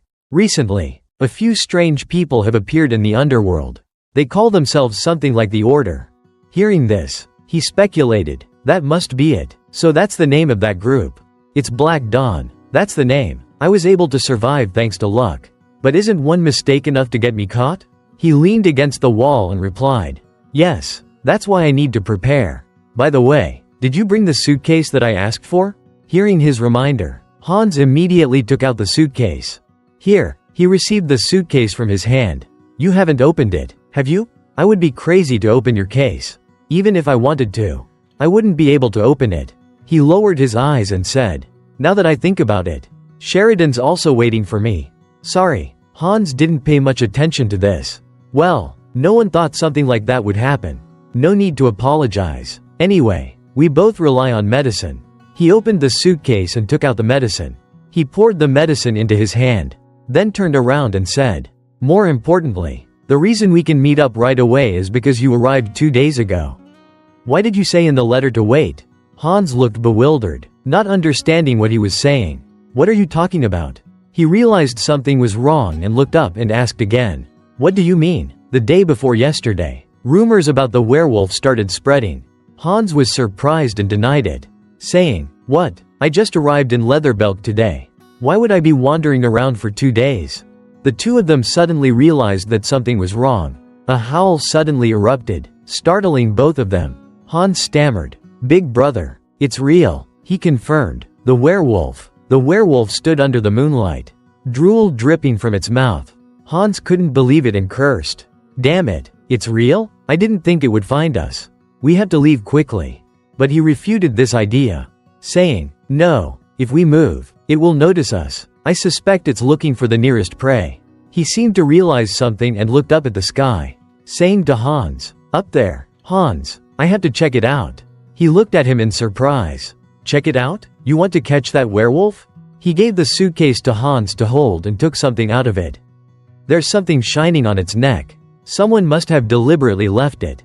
He asked curiously, "Who would do that?" He took out his gun and racked the slide, replying to him, "That's why we have to check it out."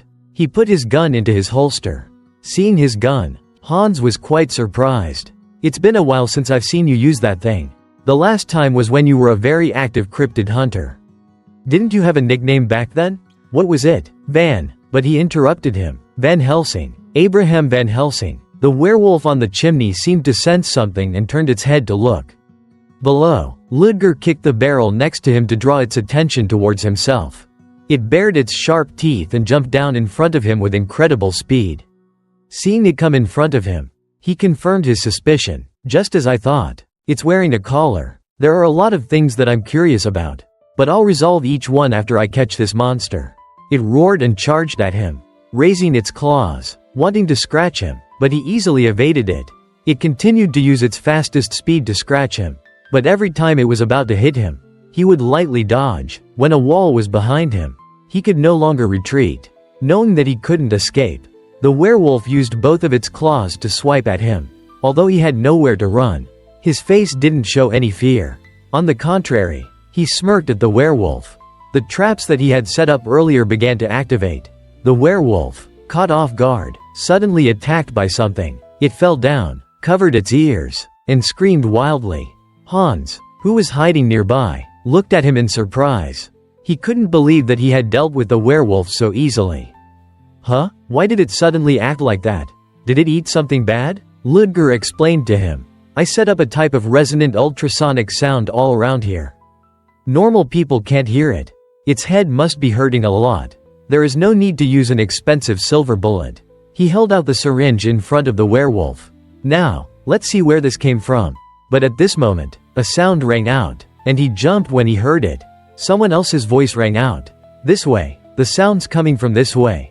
Everyone, hurry up." He was surprised. "The police? Damn it, why now?" The werewolf took advantage of his lapse in caution and jumped away to escape.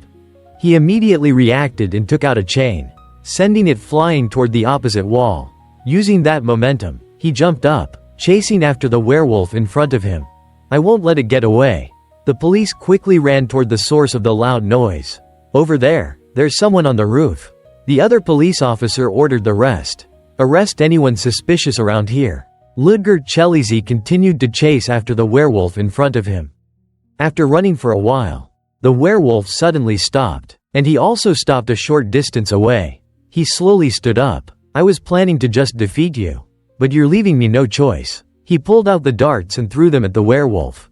It quickly dodged and then lunged at him with incredible speed. But the werewolf didn't expect that the darts would circle back and slash him across the chest. "Good senses. I was going to finish you with that attack earlier." He took out a staff that emitted a white light. That power instantly flew toward the werewolf, hitting it before it could react. Taking advantage of the werewolf's defenseless state, he continued his attack. When he saw the werewolf try to escape, he immediately chased after it. He threw another attack at the werewolf, making it scream in pain.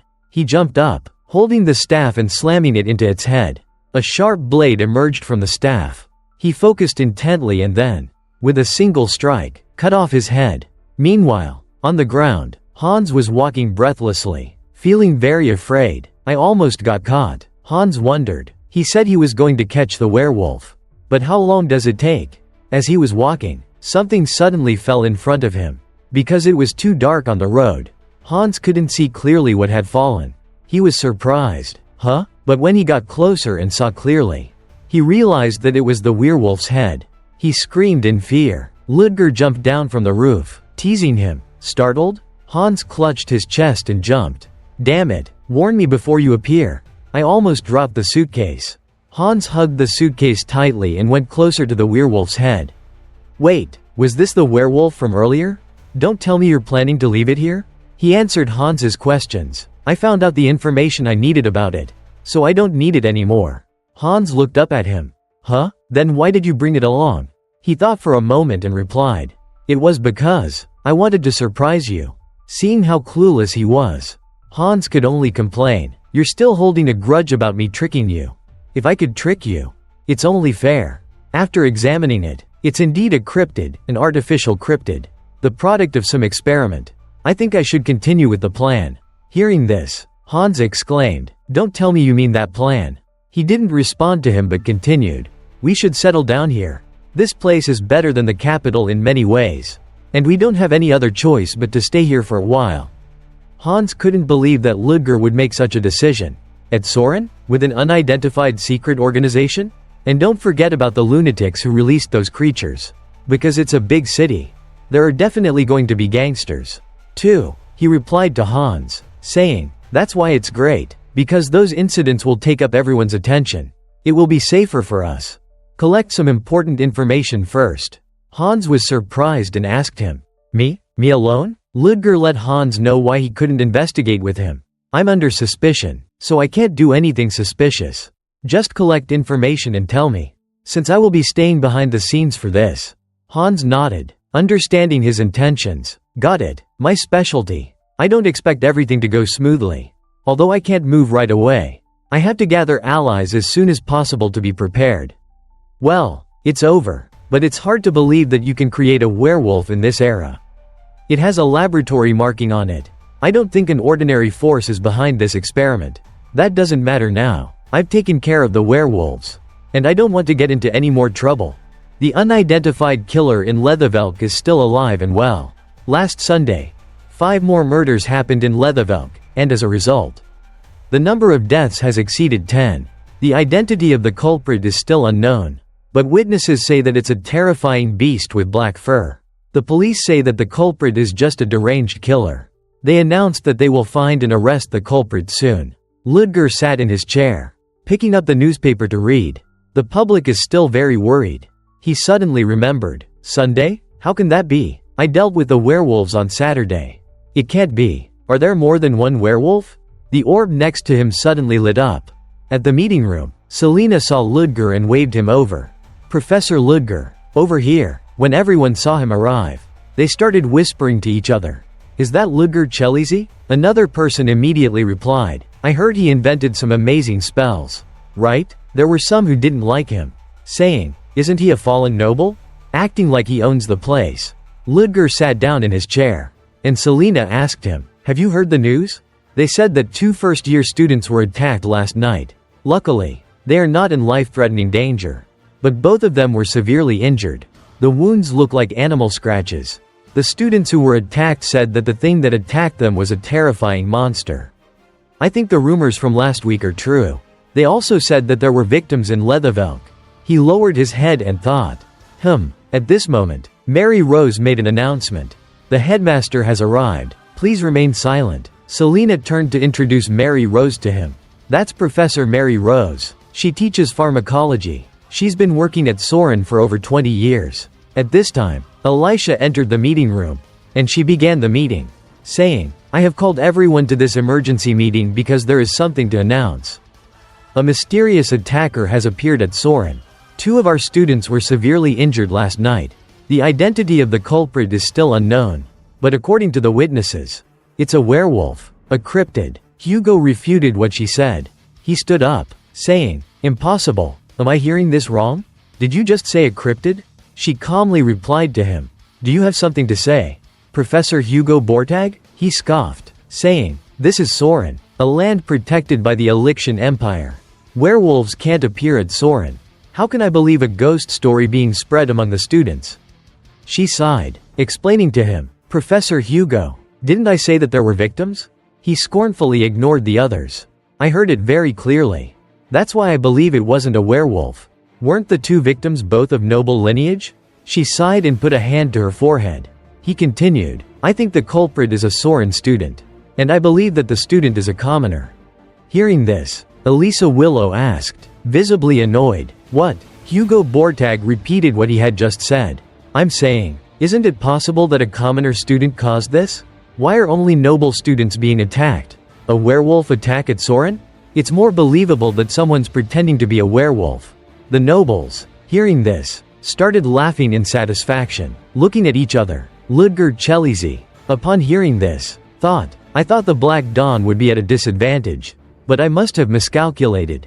I can't believe that they are still forming factions when their combined strength isn't even enough.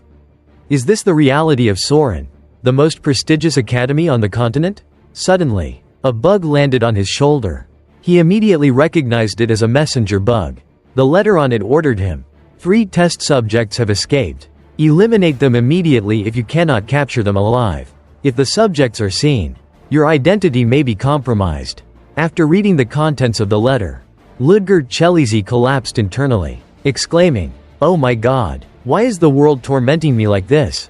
Seeing that his expression was not good, Selena, who was next to him, asked worriedly, "Professor Ludger, does something hurt?" He quickly regained his composure and replied, "No, I'm fine," then retreated into his thoughts. "Because I don't know if this situation is related to the Black Dawn." Looking at their actions, it seems like they didn't know about this incident beforehand. I would be happy if they suffered a loss. But my identity may be compromised. And if that happens, I can't sit still. I have to eliminate them before Saurin does. I'll be done for if I get caught. After that, Elisa spoke up. "You can think whatever you want, Professor Hugo, but please get your work done."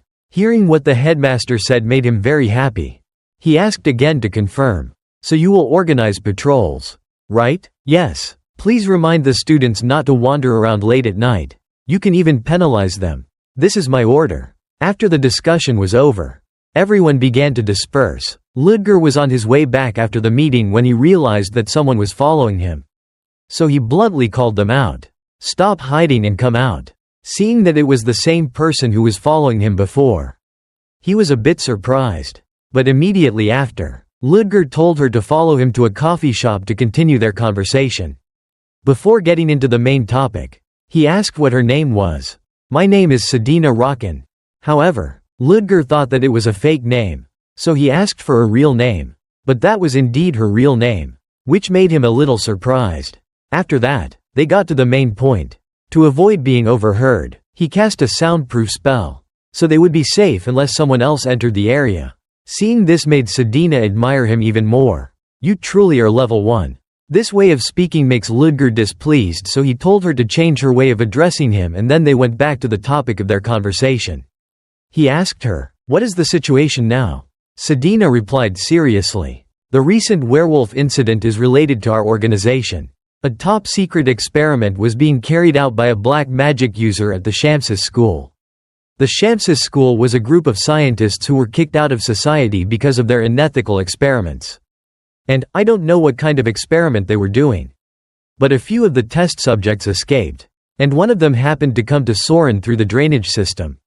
So there were victims." Hearing this surprised him a bit, realizing that she had said something she shouldn't have.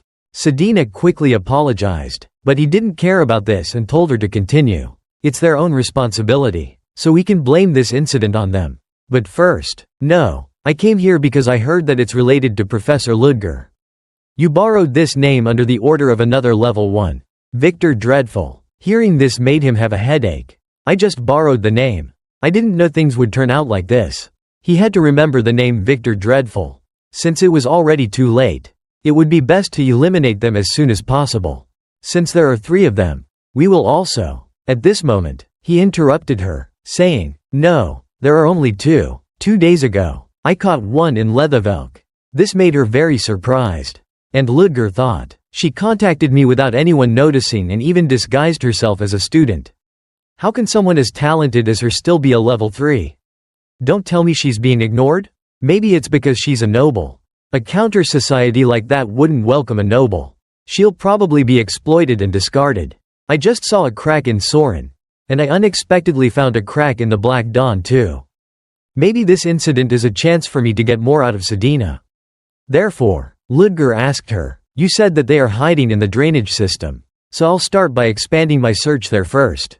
Saurin doesn't know about this information, right?" After hearing her confirmation, he understood everything and told her that if there was a chance, they should meet again, and added, "Oh, and you explained things better than the first time we met. It was easy to understand. I'll ask you to do it again next time." After praising her, He turned to leave, leaving her sitting there alone. Thanking him, they were seen by Flora, who was annoyed, wondering what they were talking about that made him even use magic. The next morning, Flora kept thinking about Luger's meeting with Sedina, because she had clearly seen the magic through the window. Just from the color alone, she could confirm that it was a soundproofing spell. Normal people wouldn't be able to perceive the color or scent of magical power. But why? What were they talking about? After finishing her lesson for the day, the professor, before leaving, reminded the students, don't trust strange rumors, and don't wander around too late. If you get caught, you'll get penalized. When the class ended, all the students were whispering to each other about the werewolf attacks on students in the school. Hearing the others talking about the werewolf, Leo asked Aiden beside him, "What do you think?" Aiden, hearing Leo's question, asked in return, "What about it? The werewolf rumors? Well, getting caught means discipline, so we should probably stay away." Hearing what Aiden said, Leo guessed that he would say that, "I'm not going to act rashly. There have been victims already. We should leave it to the professors." Suddenly, Tacy came and slammed her hands on their table, looking angry. Seeing this, Aiden greeted Tacy, "Good morning." She glared at Leo and replied angrily, "What do you mean, good morning?" Understanding her intentions, Leo spoke up, "Hey, you lost last time. Shouldn't you give it a rest?" But Tacy refused, insisting, "That was a tie. Plus, can you stop sticking your nose in my business with Aiden? Anyway, let's fight again, and no holding back your power this time." Hearing this made Aiden a little flustered as he explained, "I don't think I can." Hearing that, she angrily asked, "Why?" He replied, "Because I still have class this morning, and we're not supposed to move around at night because of the werewolf." Hearing his reason made Tacy scoff, since he was using that excuse to run away. "You're scared, aren't you?" Leo and Tacy both looked towards Aiden, who then replied with a big smile, "Yes, let's just say that." This made Tacy even angrier, while Leo next to him chuckled, sighing at Aiden's reaction. Seeing that there was no way to have a duel, Tacy decided, "If we can't fight, we can decide another way. It's the werewolf. Whoever catches the werewolf first wins. How about that?" This had to do with the werewolf, making Aiden quickly refuse, but Leo interrupted and agreed, saying, "Sure." When she heard the answer that she wanted, she agreed and left, saying, "Good, don't be scared and run away." Leo was just as competitive and replied, "You too, don't cry if you lose." After she left, Aiden asked Leo, "Why did you say such ridiculous things? I was just going along with her. After all, the professors will take care of that werewolf." But in Aiden's opinion, Tacy was very serious, but Leo didn't think so. If she weren't an idiot, why would she do something stupid by herself? But Aiden thought that Tacy was being serious. However, when they thought that Tacy was just joking about this, she headed straight toward where the werewolf was, which made the two of them very scared. That night, while walking around to patrol and think, Ludger thought, "A lot of people came to see me today, including Mr. Hugo, with the condition that he would help restore his family's honor. He wanted me to take care of the noble students. And then he told me. I just said that we should be a bit flexible. The terms weren't bad. Who would have thought he would become a fallen noble? He must be worried. In reality, he wanted to show me that clinging to the Ministry of Justice was a huge advantage. But he didn't accept his condition. So he said, the Theurn Academy has no royalty or nobles. I don't intend to go against that. If you don't mind, I have to go on patrol." Then he quickly left, leaving Hugo without a chance to say anything more. "The reason I didn't join their side is that my identity will be exposed. Why would I do that? And I don't want to be put on the Ministry of Justice's blacklist for no reason." At this moment, he sensed that someone was hiding behind a bush. So he approached it and found 3 students hiding there. He quickly deducted 5 points from each of them and said, "Weren't you all told to return to your dormitories immediately after class? And you're already the 20th group."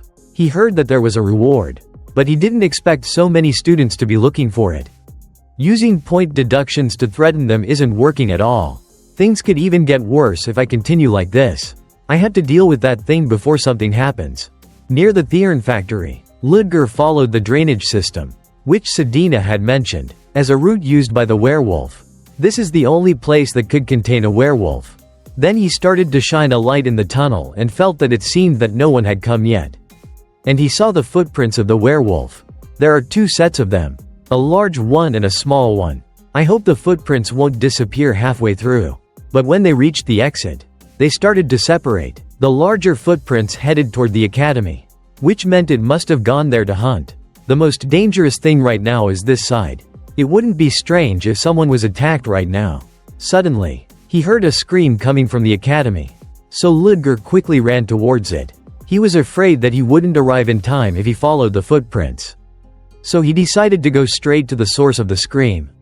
Just as he had predicted, there was a werewolf attacking 2 students, Renal and Arender. He knew he wouldn't have time if he attacked like normal. Ludger drew his staff, casting a spell to attack. The blow sent the werewolf rolling away. Fortunately for the girls, he had arrived just in time, before they could thank him. They were informed that 5 points would be deducted from each of them, causing them to both gape in shock. Arender yelled, "Wait!" She protested endlessly. "You should have asked us if we agreed first." Ludger gripped his baton, standing in front of them, shielding them, and asked impatiently, "What exactly have you done that makes you complain like this?" She stubbornly argued, "I tried to get the other students to go back." Ludger angrily scolded, "I'm lucky you're still alive. Instead of talking so much, worry about yourself first." Arender was speechless, her small mouth as if it were sealed shut. Who knew that the 3rd princess would be so overwhelmed by her teacher? She tried to hold on at least to save the child from getting points deducted. He glanced back at her.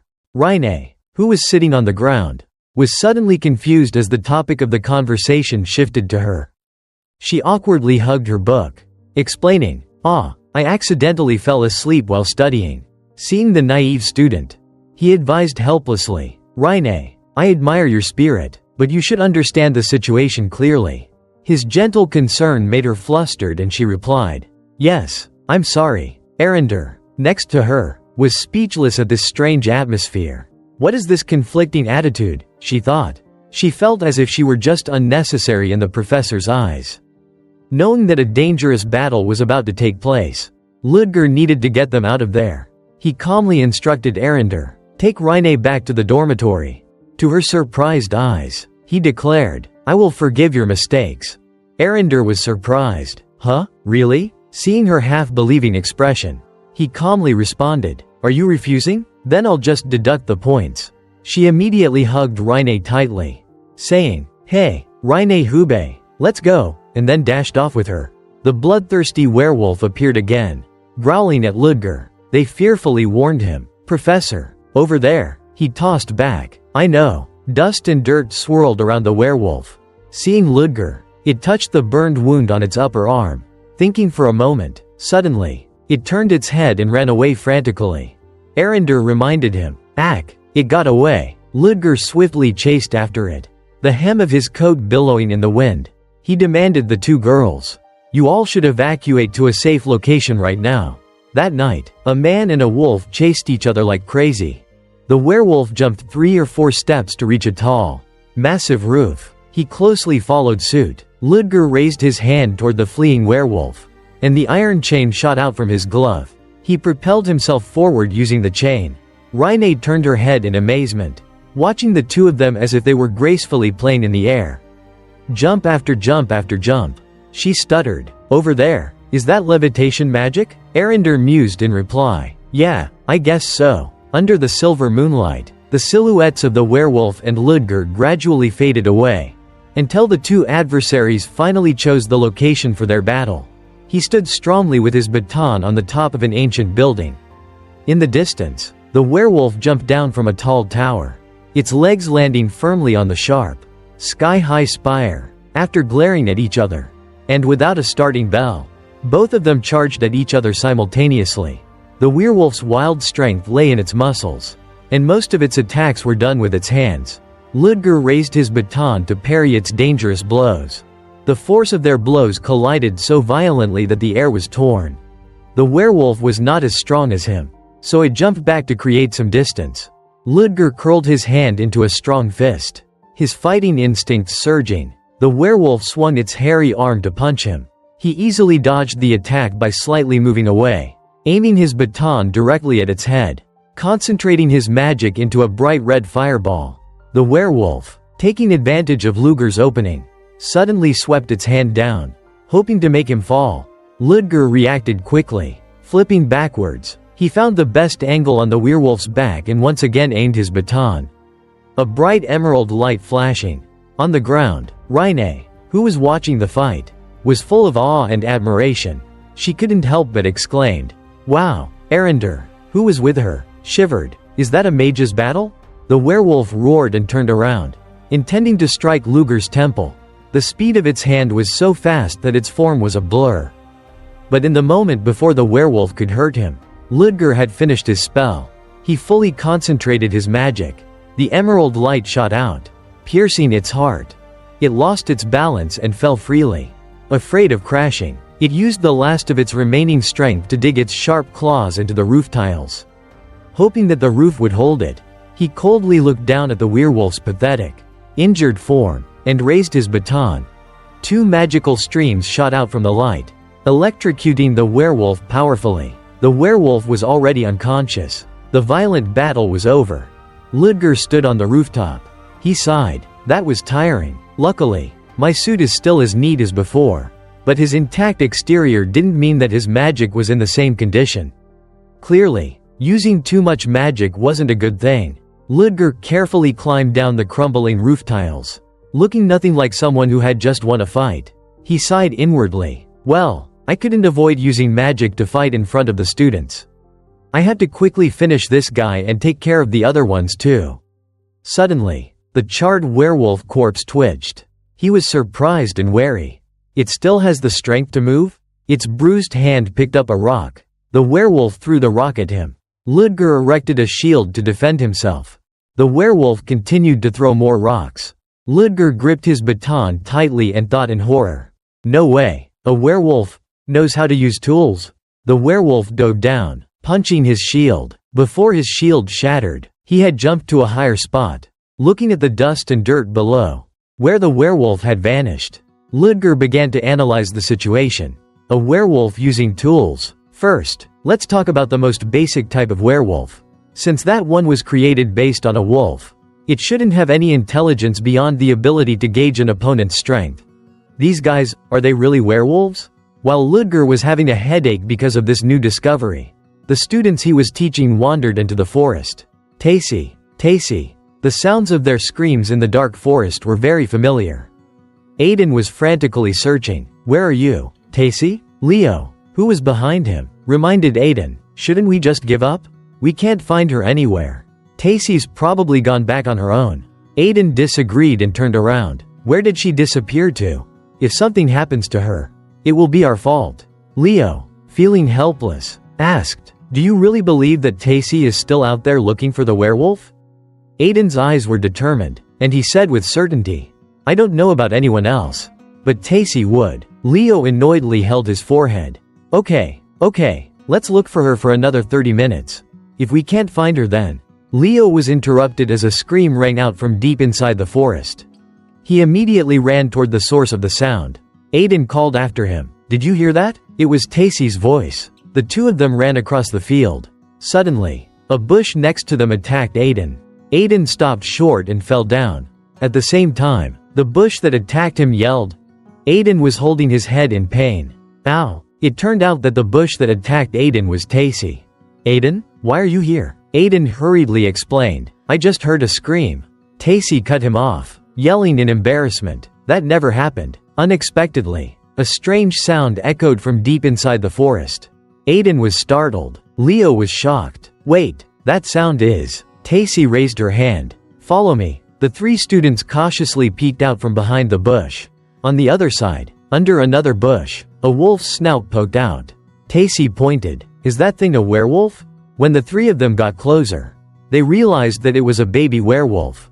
The baby werewolf's body was covered in scars, and its eyes were closed as it was sleeping.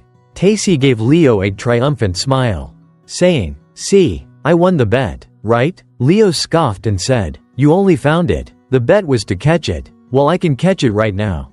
Aiden immediately stopped her. Tacy, wait. Tacy asked stubbornly. What? I don't think you want to lose either. It's not about that. I think it's injured and can't move. That's why it hid under the leaves in a place that was hard to find. Aiden calmly analyzed the abnormalities. Do you think it could have hidden itself like that? Tacy was alarmed by his words. She had a sudden, frightening realization. Are you saying that there's another werewolf around here? Aiden hesitated and replied, I don't know, but if someone helped it. Suddenly, Aiden's gaze caught something shining. He looked more carefully and mumbled, what is that? It was something sparkling, silver, that was hanging around the baby werewolf's neck. The three of them shivered, thinking, there's something on its neck. They didn't realize that the real evil was behind them. Watching them intently, the werewolf opened its mouth, with saliva dripping from its fangs. It growled madly. Leo, startled, turned his head. He grabbed Aiden's hand, yelling a warning to Aiden. Aiden only caught a glimpse of the werewolf. Not having time to react, the werewolf immediately swung its hand at Leo first. He could only raise his hands to block the blow. He wasn't Ludger, and the force of the impact made him grit his teeth in pain. The werewolf punched Leo away, sending him all the way under a tree. He fell face first to the ground.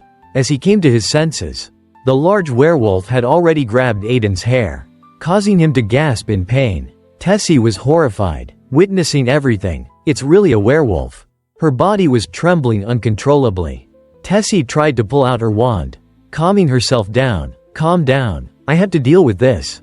I had to do this to restore my family's honor. While Tessie was thinking vaguely, the werewolf suddenly glanced at her with a crazed look. It was bloodthirsty and was about to lunge at Tessie. Aiden took the opportunity to escape and pulled Tessie away, avoiding the direct blow. She was shocked and couldn't believe her eyes as she saw that Aiden was hugging her tightly. Leo struggled to get up and leaned against a tree, his body full of injuries. He clutched his worst wound, yelling, Aiden! Aiden and Tessie escaped death by a hair's breadth.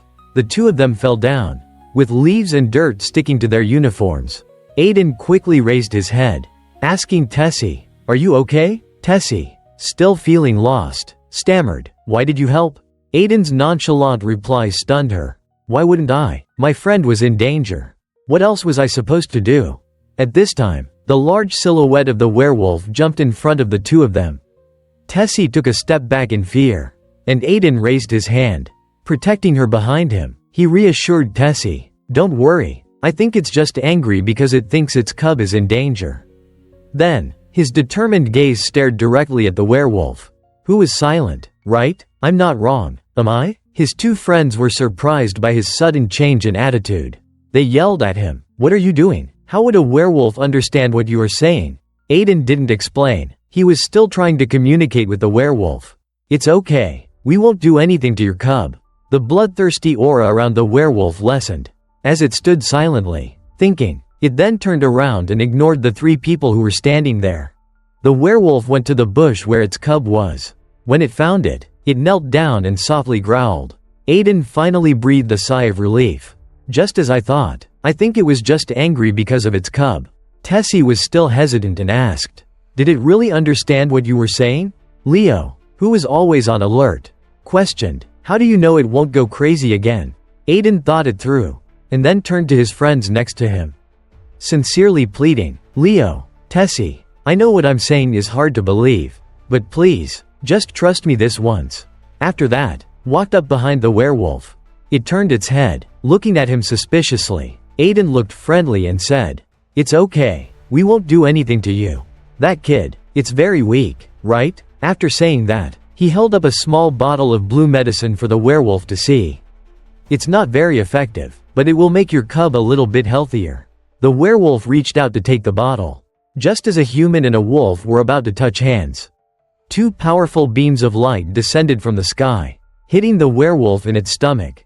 It writhed in pain, howling. The beams of light converged into a magical force and then became a ray that tightly bound it. The werewolf frantically struggled, trying to break the ropes, but it was helpless. At that moment, Ludger appeared. The ropes were his magic. What surprised him more were three familiar faces from his class. What are you all doing here? He asked sternly.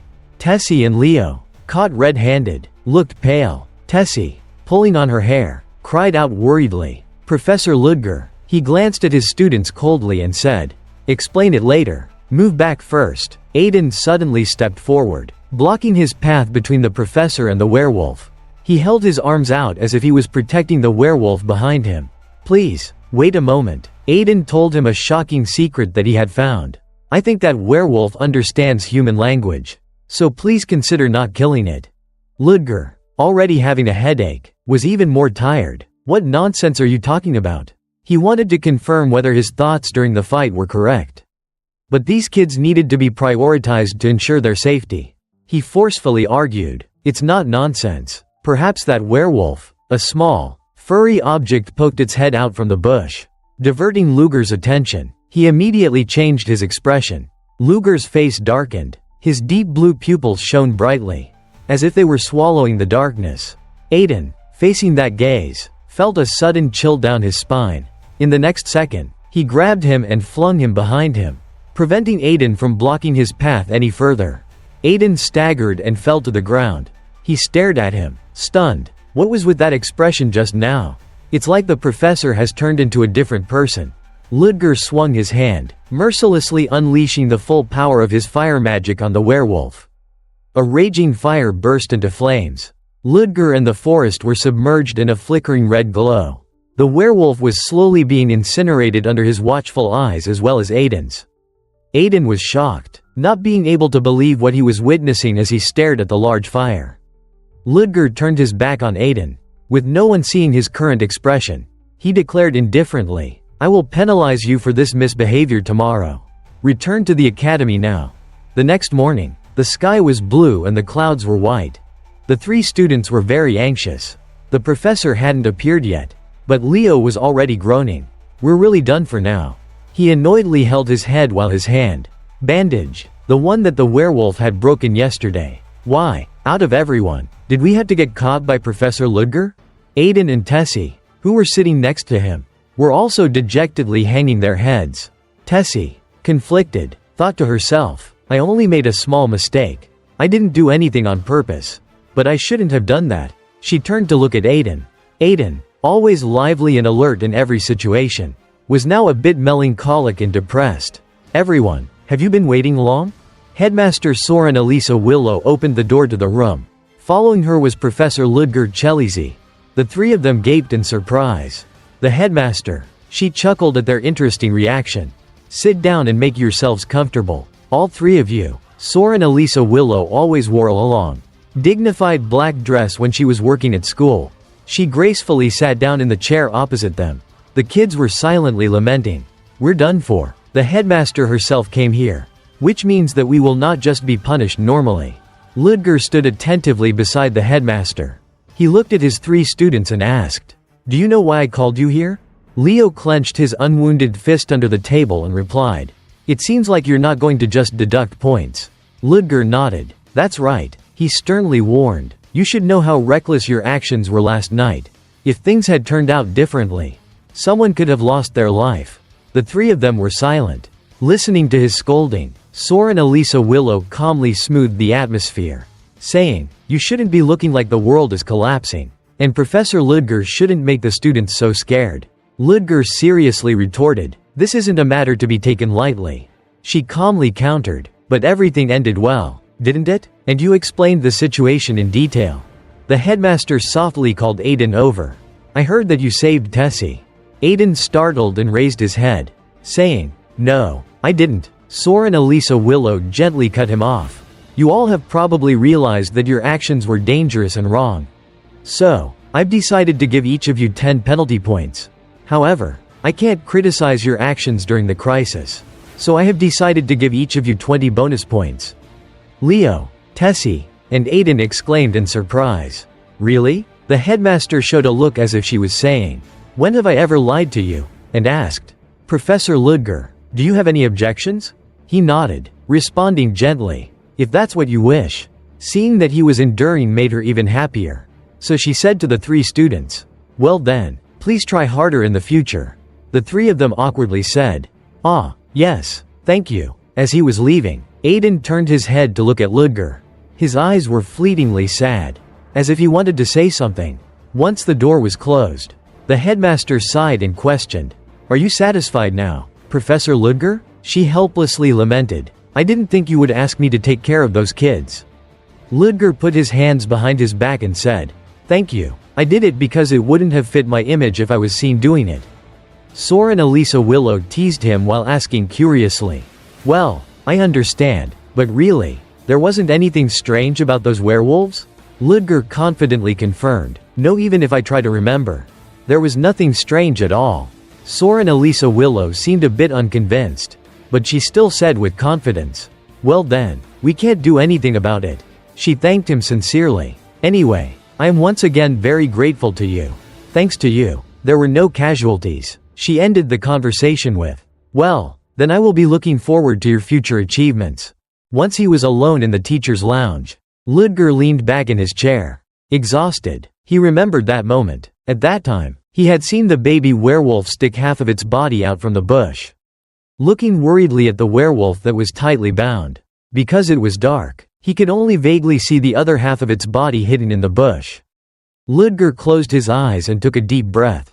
Clearly a human body that hasn't completely transformed into a werewolf yet. He then thought about the organization behind the werewolves. Those guys, they don't create werewolves based on wolves. They capture humans and turn them into werewolves. I don't regret my choice. Because I would have been in danger if I hadn't eliminated them. And besides, they hurt others. That fact doesn't change. That's why they became what they are. Ludger took out his communication orb and called Hans. It's me, Hans. I have a proposal. In another place. Leo cheered. Whoa, who knew we would get bonus points instead of penalty points? Am I dreaming? Tacy worriedly asked Leo. Is your hand okay? Leo nodded in affirmation. It's fine. They said I just need to be more careful for a few days. Tacy, seeing that Aiden had been silent, asked him, what's wrong, Aiden? Are you worried about something? He hesitated and replied, no, I'm not worried. He thought to himself, but, do you remember the baby werewolf from yesterday? There was a strange string around its neck. Tacy asked in surprise, really? Leo, next to her, reminded her, keep it down. Aiden touched his chin and voiced his thoughts. That's also why I stopped Professor Ludger. Just in case someone was creating them artificially. Leo said worriedly. Artificially? Now that I think about it, I did hear a strange rumor. They said that there are some suspicious people hiding in Saurin. Tacy asked in surprise. Huh? Isn't that just nonsense? He responded. I'm not sure, but it's strange that the werewolf had a string around its neck. Do you want to talk about Professor Ludger? He replied. Yeah, I don't want to doubt him. But his expression last night was a little strange. At that moment, Professor Ludger suddenly noticed something. She continued, so you think Professor Ludger is trying to hide something? He replied uncertainly, I'm not sure, but I think he must know something. He thought, maybe I was just imagining things. Because a Saurin professor has no reason to do that. But what if that were true? What if Professor Ludger was really related to those rumors?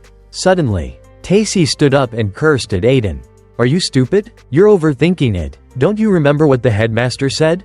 She said Professor Ludger explained the situation in detail. If he was like what you said, why would he do that? He might have pretended not to show it. But Professor Ludger definitely cared for us. But now you're all doubting Professor Ludger? Aiden also felt that her words were right.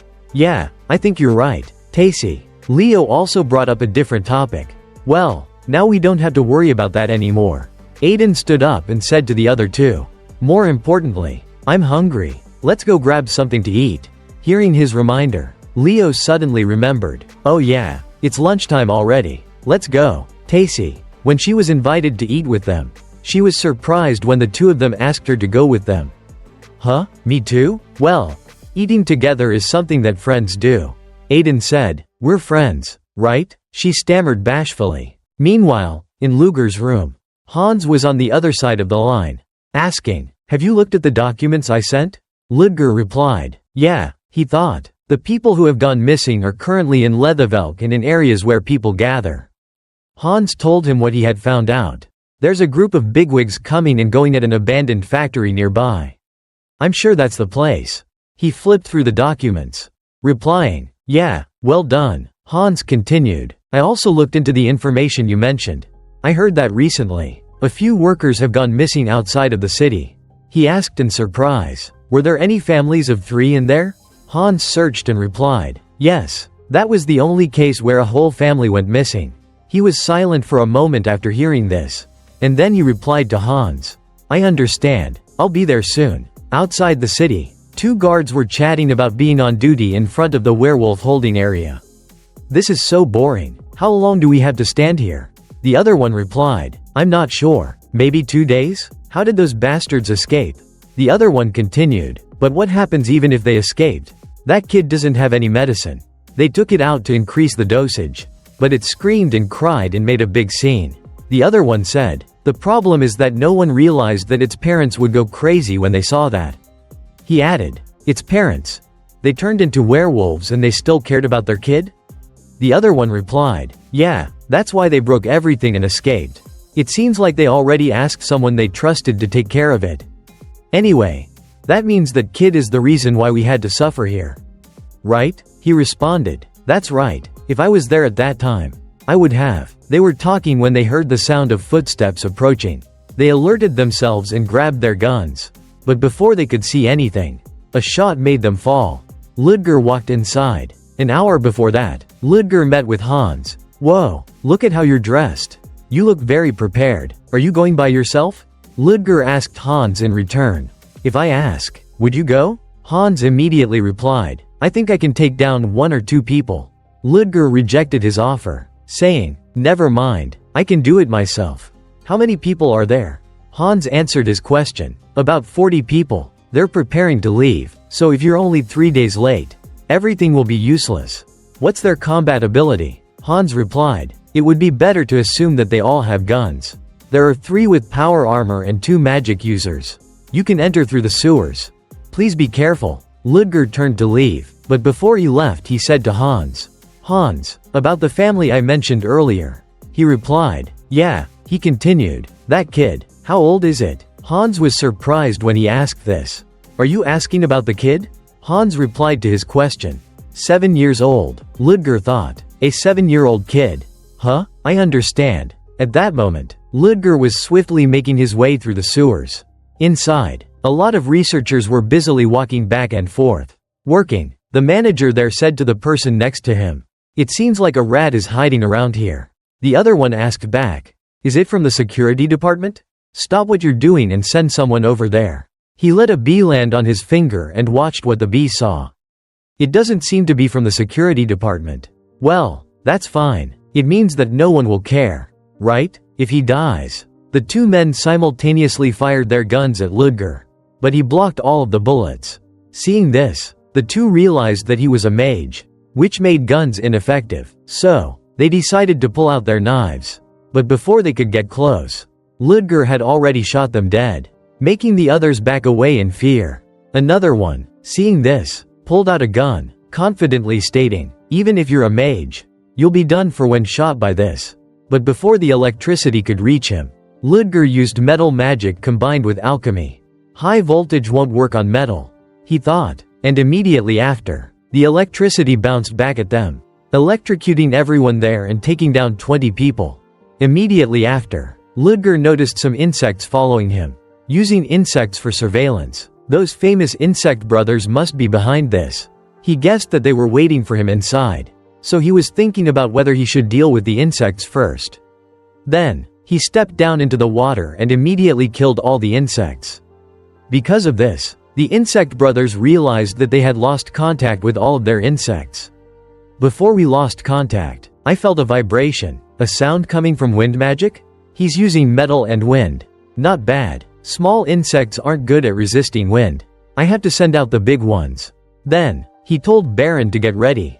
Based on his path, he should be arriving here. Let's welcome him when he gets here.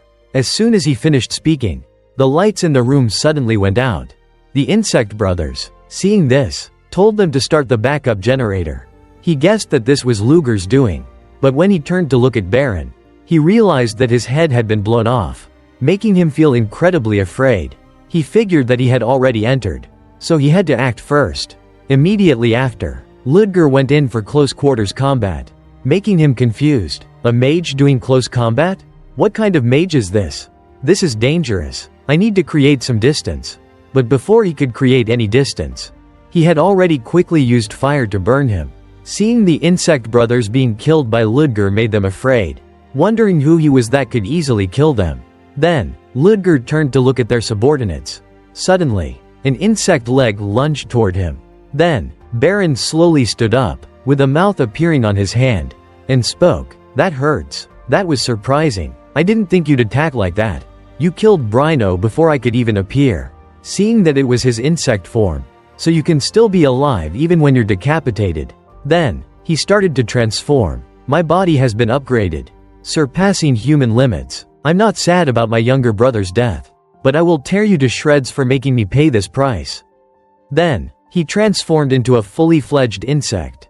Someone yelled, "Run!" The remaining soldiers fearfully scattered like ants whose nest had been destroyed. The force of the battle between the mutated insect and Ludger was so strong that it sent the people around them flying. Screams mingled with the sound of falling bricks. Ludger, while dodging attacks, mocked, "Don't you care about your subordinates at all?" The mutated insect angrily cursed, "If you care about them so much, then stand still." Ludger pulled out his gun, shooting several times at its head. But the hard shell on the insect's head was like steel. The magic bullets didn't even leave a scratch. He jumped up before a sharp pincer came down where he had been standing. He moved away and summoned flames, shooting a stream of red fire from the magic circle, intending to pierce through the mutated insect's stomach. But the bulky, flexible body easily swayed to avoid the attack. Ludger was surprised, thinking, "It dodged that with that huge body?" Suddenly, he was tightly grabbed by its pincer. Not panicking, summoned flames again. He used all of his fire magic to blast the mutated insect in its face. But after the fire had burned out, the insect's face reappeared, unchanged, still smoking. Ludger was genuinely surprised. "Unbelievable. It's still fine after taking a direct magic attack?" The mutated insect clamped down hard, pressing him against the wall. It raised its remaining pincer, wanting to kill him in one blow. "If you want to roast me, then you should at least use a 4th tier spell." Then it punched him repeatedly, each time creating a cloud of dust, making it difficult to see how he was. But suddenly, it stopped, sensing that something was wrong. When it looked at the position on the wall, there was only broken stone left. It vanished? The mutated insect was enraged. "What the hell?" It suddenly looked up, seeing a huge metal bar falling toward it. It swung its pincer and cut it in half. Ludger skillfully jumped down behind it. The mutated insect completely lost it. It stuck out its tongue, revealing its ugly teeth covered in spittle, and said in a low voice, "Oh my, you're pretty fast, like an insect." Ludger didn't reply. He thought, "Neither guns nor 3rd tier magic are effective. It won't even give me a chance to use 4th tier magic." Ludger's face, behind his mask, darkened, and his eyes shone as he thought, "I didn't want to use this." Magic began to gather and shine brightly. He raised his hand and thought, "But I have no other choice." In the meantime, Hans was standing and waiting in the middle of the cold, his nose red, muttering, "Ooh, it's so cold. I should have worn warmer clothes before coming here." He shivered, pulling his jacket tighter. "I guess the fight should be over by now. It's really taking a long time. Fighting 2 dark magic users at once must be hard. But he's not the type to die here." When Hans put his cold hands into his pockets, a beam of light suddenly shined in his eyes. It was the light emanating from every floor of the abandoned factory. 5 pillars of fire shot out. In the next second, the factory was consumed by flames. He finally used it? Is that his true magic or something? After saying that, he scratched his head and grumbled, "What is it? Magic is just magic. What is true magic?" After a while, Ludger carried a box to the meeting point. Hans, who was squatting, saw him and called out, "You're done? How is it inside?" "I've dealt with everything, including the test subjects." Hans hesitantly wondered, "They really can't be turned back into humans, can they?" Ludger replied, "Yeah, it's best to send them off without pain." Hans sat down, opened the box, and picked up a bottle of red medicine. "So, this is it, huh? The medicine used to turn humans into werewolves. The world has become so scary. I can't believe that there is an experiment on humans on such a large scale. But they can't do it without someone providing funds." Ludger stood there. "Don't worry, I've already found out who's funding them." Hans jumped up in surprise. "You found out already? No way." But then he saw the look on Ludger's face. He calmly turned his back and walked away, waving his hand with the box in the other. "No, Never mind. There's nothing I can do to stop you. I'm going back to my hideout. Luger's expression now was so dark that it was impossible to see his features. He heavily put his hands in his jacket pockets. The scene behind him was of the abandoned factory in flames. At this time, in the ornate dining room of a certain nobleman, the atmosphere suddenly turned heavy. A glass was thrown at the face of a blonde maid. A voice shouted, "You brought this up and said it was food?" The maid fearfully stood there, silently enduring it, even as blood was flowing down from her eye. The three maids behind her lowered their heads anxiously, listening to the yelling. "You all only think about embezzling my money. No one can do their jobs right." The person who was berating them was a middle-aged nobleman sitting at the head of the table. His pinky finger was adorned with a ring with a purple gem. And he had white hair and a white goatee. His gaze was sharp, looking down on his servants with contempt. "You're all trash that is worthless." Feeling annoyed, he went back to his room. While walking down the hallway, he cursed at the idiotic people. The scum, none of them can do their jobs right. He thought about how much money he had poured into the experiments. And yet, they couldn't even manage the test subjects properly. But, fortunately, those test subjects have been taken care of. He frowned, the wrinkles on his face deepening, as his sinister eyes flickered while calculating. The results of the experiment will be mine soon, and the ultimate goal will be ready for me to use. He knew that it wouldn't be long before the medicine that would rejuvenate his body would be complete. His aged body, with faltering steps, opened the door to the dark room. "Besides being younger, I'll also become more powerful and perfect." He stepped into the room, but before he could turn on the light, a dangerous voice outside on the balcony called out his name. "Belfort Rickson." He jumped back in surprise, his face changing. Rickson only had time to turn his head and shout, "Who are you?" Immediately, a cloaked and masked person lunged forward, grabbing his throat and slamming him down to the ground. He groaned in pain. Rickson cursed. "What the hell?" He screamed in panic. Guards, the masked person, Ludger Chelizy, held him down and scoffed. "Calling for them won't do any good. I've soundproofed this entire room." Indeed, the room with all the paintings was now covered by a magical barrier. He grabbed the collar of his shirt and yanked him up. "Belfort Rickson, I'm going to ask you one question. A 7-year-old kid was supposed to survive." He remembered the moment when he was about to kill the werewolf couple. The baby werewolf was still trying to hold onto the bigger werewolf. In the harsh reality, they had been forced to turn into monsters. The baby werewolf had smiled. It had smiled at the person who was about to kill it. And he couldn't do it because the child was smiling as if it was thankful for what he was about to do. Luger's pupils flashed a ruthless red light as he continued. "How do you think someone would feel when they have no other choice but to burn them to death?" He added, bitterly, "How do you think that person felt?" Rickson was stunned as he heard the story. He suddenly understood the hidden meaning, and then laughed. "So you were the one who took care of those test subjects?" He hurriedly explained, "There must have been a misunderstanding. Let me go and we can talk about it." He was still holding Rickson's collar.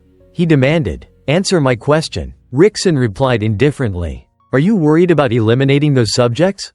Don't worry, they were just kids. What does it matter if you killed a few of them? We're giving them the chance to contribute their worth to their useless lives.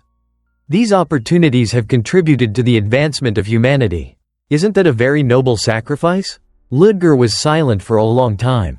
Then he clicked his tongue softly. "Yeah, it doesn't even matter." A blood-red syringe was stabbed into Rickson's carotid artery before he could react. His eyes widened in disbelief. Ludger stood up, looking down at him, as he writhed, with a cold and lifeless gaze. "That's enough. I don't even feel angry anymore. You bastard. What did you do to me?" Ludger put the syringe back into his side pocket. His face, behind his mask, darkened as he said, "I read a report in your lab. They were very interesting. A type of medicine that can turn a human into a werewolf with only a small dose." His voice was calm as he continued. "I wondered, what if I used an entire vial?" The medicine kicked in, causing Rickson's eyes to roll back in pain as he was unable to speak. He started to cough. He began coughing uncontrollably. He clutched his throat, his eyes turning red. His hair grew out rapidly. His noble suit was torn apart as his body mutated, becoming larger and larger, and with abnormal sharp teeth. Finally, he completely transformed, a gigantic, furry, White monster with 8 powerful, grotesque arms appeared before Ludger. The monster roared wildly. Ludger pondered, thinking, I can understand his feelings. A fear that's coming from deep within his soul. Therefore, he used magic to remove the soundproofing, adding, you should also understand the pain of others that you've harmed. Many footsteps echoed from outside. The people working in the house ran frantically through the hallways, asking, what's that noise? It's coming from Mr. Belfort's room. They shouted, Mr. Belfort. When they saw the grotesque monster alone there, they cried out in panic. A monster? Where did that monster come from? Everyone raised their wands, pointing them directly at the monster, attacking it. Those who couldn't use magic were pushed outside. If you can't use magic, then find Mr. Belfort. The monster roared painfully amidst the magical flames. Perhaps he never thought that his life would end by being burned to death by his own servants. Damn it, it's still alive? Those who worked there added more fire, saying angrily, don't stop, we have to use all of our mana. Someone suggested, increase the firepower. The scene was chaotic and terrifying. Meanwhile, Ludger had already left. He was looking for a small room in a remote location. Inside, there was an office with a flickering candlelight. Whoa, Hans muttered, what is this? A high-quality safe had been unlocked. Ludger replied indifferently, take as much as you want and use it for your work. Then, hide it well, Hans asked, calling out after Ludger. It must have taken a lot of effort to find this hideout. Why don't you try to check it out? He put his hands in his pockets and walked out the door, replying casually, maybe next time, I'll be back anyway. He also added, by that time, I'll use a different identity to fit better into this underworld. Hans nodded and said goodbye. You should rest. Ludger walked back on the empty road, the streetlights casting a lonely shadow. When he passed by a bridge, he stood on it, looking down coldly. In the distance, a luxurious ship was moving on the river. Ludger clenched his fist. He turned his back and watched the ship thoughtfully. The next morning, many reporters gathered, taking pictures at Belfort Rixon's mansion. There were rumors that he had been eaten by a monster. Many people were shocked, saying, really? The billionaire, Rixon? A man among the reporters replied. When the security team finally arrived, there was no sign of Rixon, only the monster. He nodded, saying, it seems the rumors that Rixon was involved in forbidden magic are true. Another person asked curiously, what about the monster? He adjusted his camera and replied, I heard that the mage security team took care of it. They said that it took them over an hour to eliminate that beast. Suddenly, a striking appearance attracted the attention of the reporters. The first thing that caught their eye were pure white boots. Then, 3 powerful figures, wearing black uniforms, walked toward the mansion gate, with an aura so overwhelming that the reporters had to move to the sides. People were whispering to each other. The security force? And even the Black Knight Squad? The one confidently walking in front was a silver-haired woman. Wherever she went, cameras turned towards her. The reporters were constantly praising her. The leader of the team is Sir Guardian, Captain Tarina Lion Howl. This news is very important. I didn't think that the National Security Force would get involved in this. So it must be that serious? We should report that the Night Squad is cooperating with the National Security Force to investigate the case. Tarina arrived at the mansion gate, and the guards there swallowed nervously when they saw her. On her uniform, there was a sophisticated gem that was the color of blood. She ordered them, open the gate. The guard hesitated. I was ordered not to allow anyone inside. Tarina didn't care. Her purple eyes hardened, like steel, her imposing aura like that of a supreme ruler. As she emphasized, open the gate, the guard was overwhelmed by the dominant atmosphere and stammered fearfully. Yes. Tarina clicked as her white boots stepped through the gate. Following her were her 2 assistants, one male and one female. An inspector ran out, saluting according to protocol. Captain Tarina, it's an honor to meet you. I'm Inspector Taborin. Tarina seriously praised him. All right, you've done well. And she took over and said, from now on, the security force will be responsible for the investigation of this case. You should hand over all the documents and evidence collected and withdraw immediately. You mean the security force? I understand. The inspector ordered his soldiers. Let's withdraw. Tarina and her 2 assistants went inside the room. The 2 assistants occasionally glanced around to see if everyone had left yet. Once the door was closed, the female assistant sighed in relief. This atmosphere is so tense. The male assistant reminded her, "Enya, you are being undignified." The female assistant pouted and argued, "Lloyd, we don't need to maintain appearances when no one is watching." The male assistant frowned and stated, "Even when no one is around, things are still the same. You should behave properly as a member of the Black Knight Squad," Tarina said, interrupting the couple's bickering, "as long as you don't let the media see any inappropriate behavior. It's fine. Don't forget the reason we are here." The two of them immediately stood up straight, replying in unison, "Yes." Tarina looked at the charred, hairy mess in the room, saying disgustedly, "This is the monster? It's disgusting." Belfort was rumored to be involved not only in forbidden magic, but also in dark magic.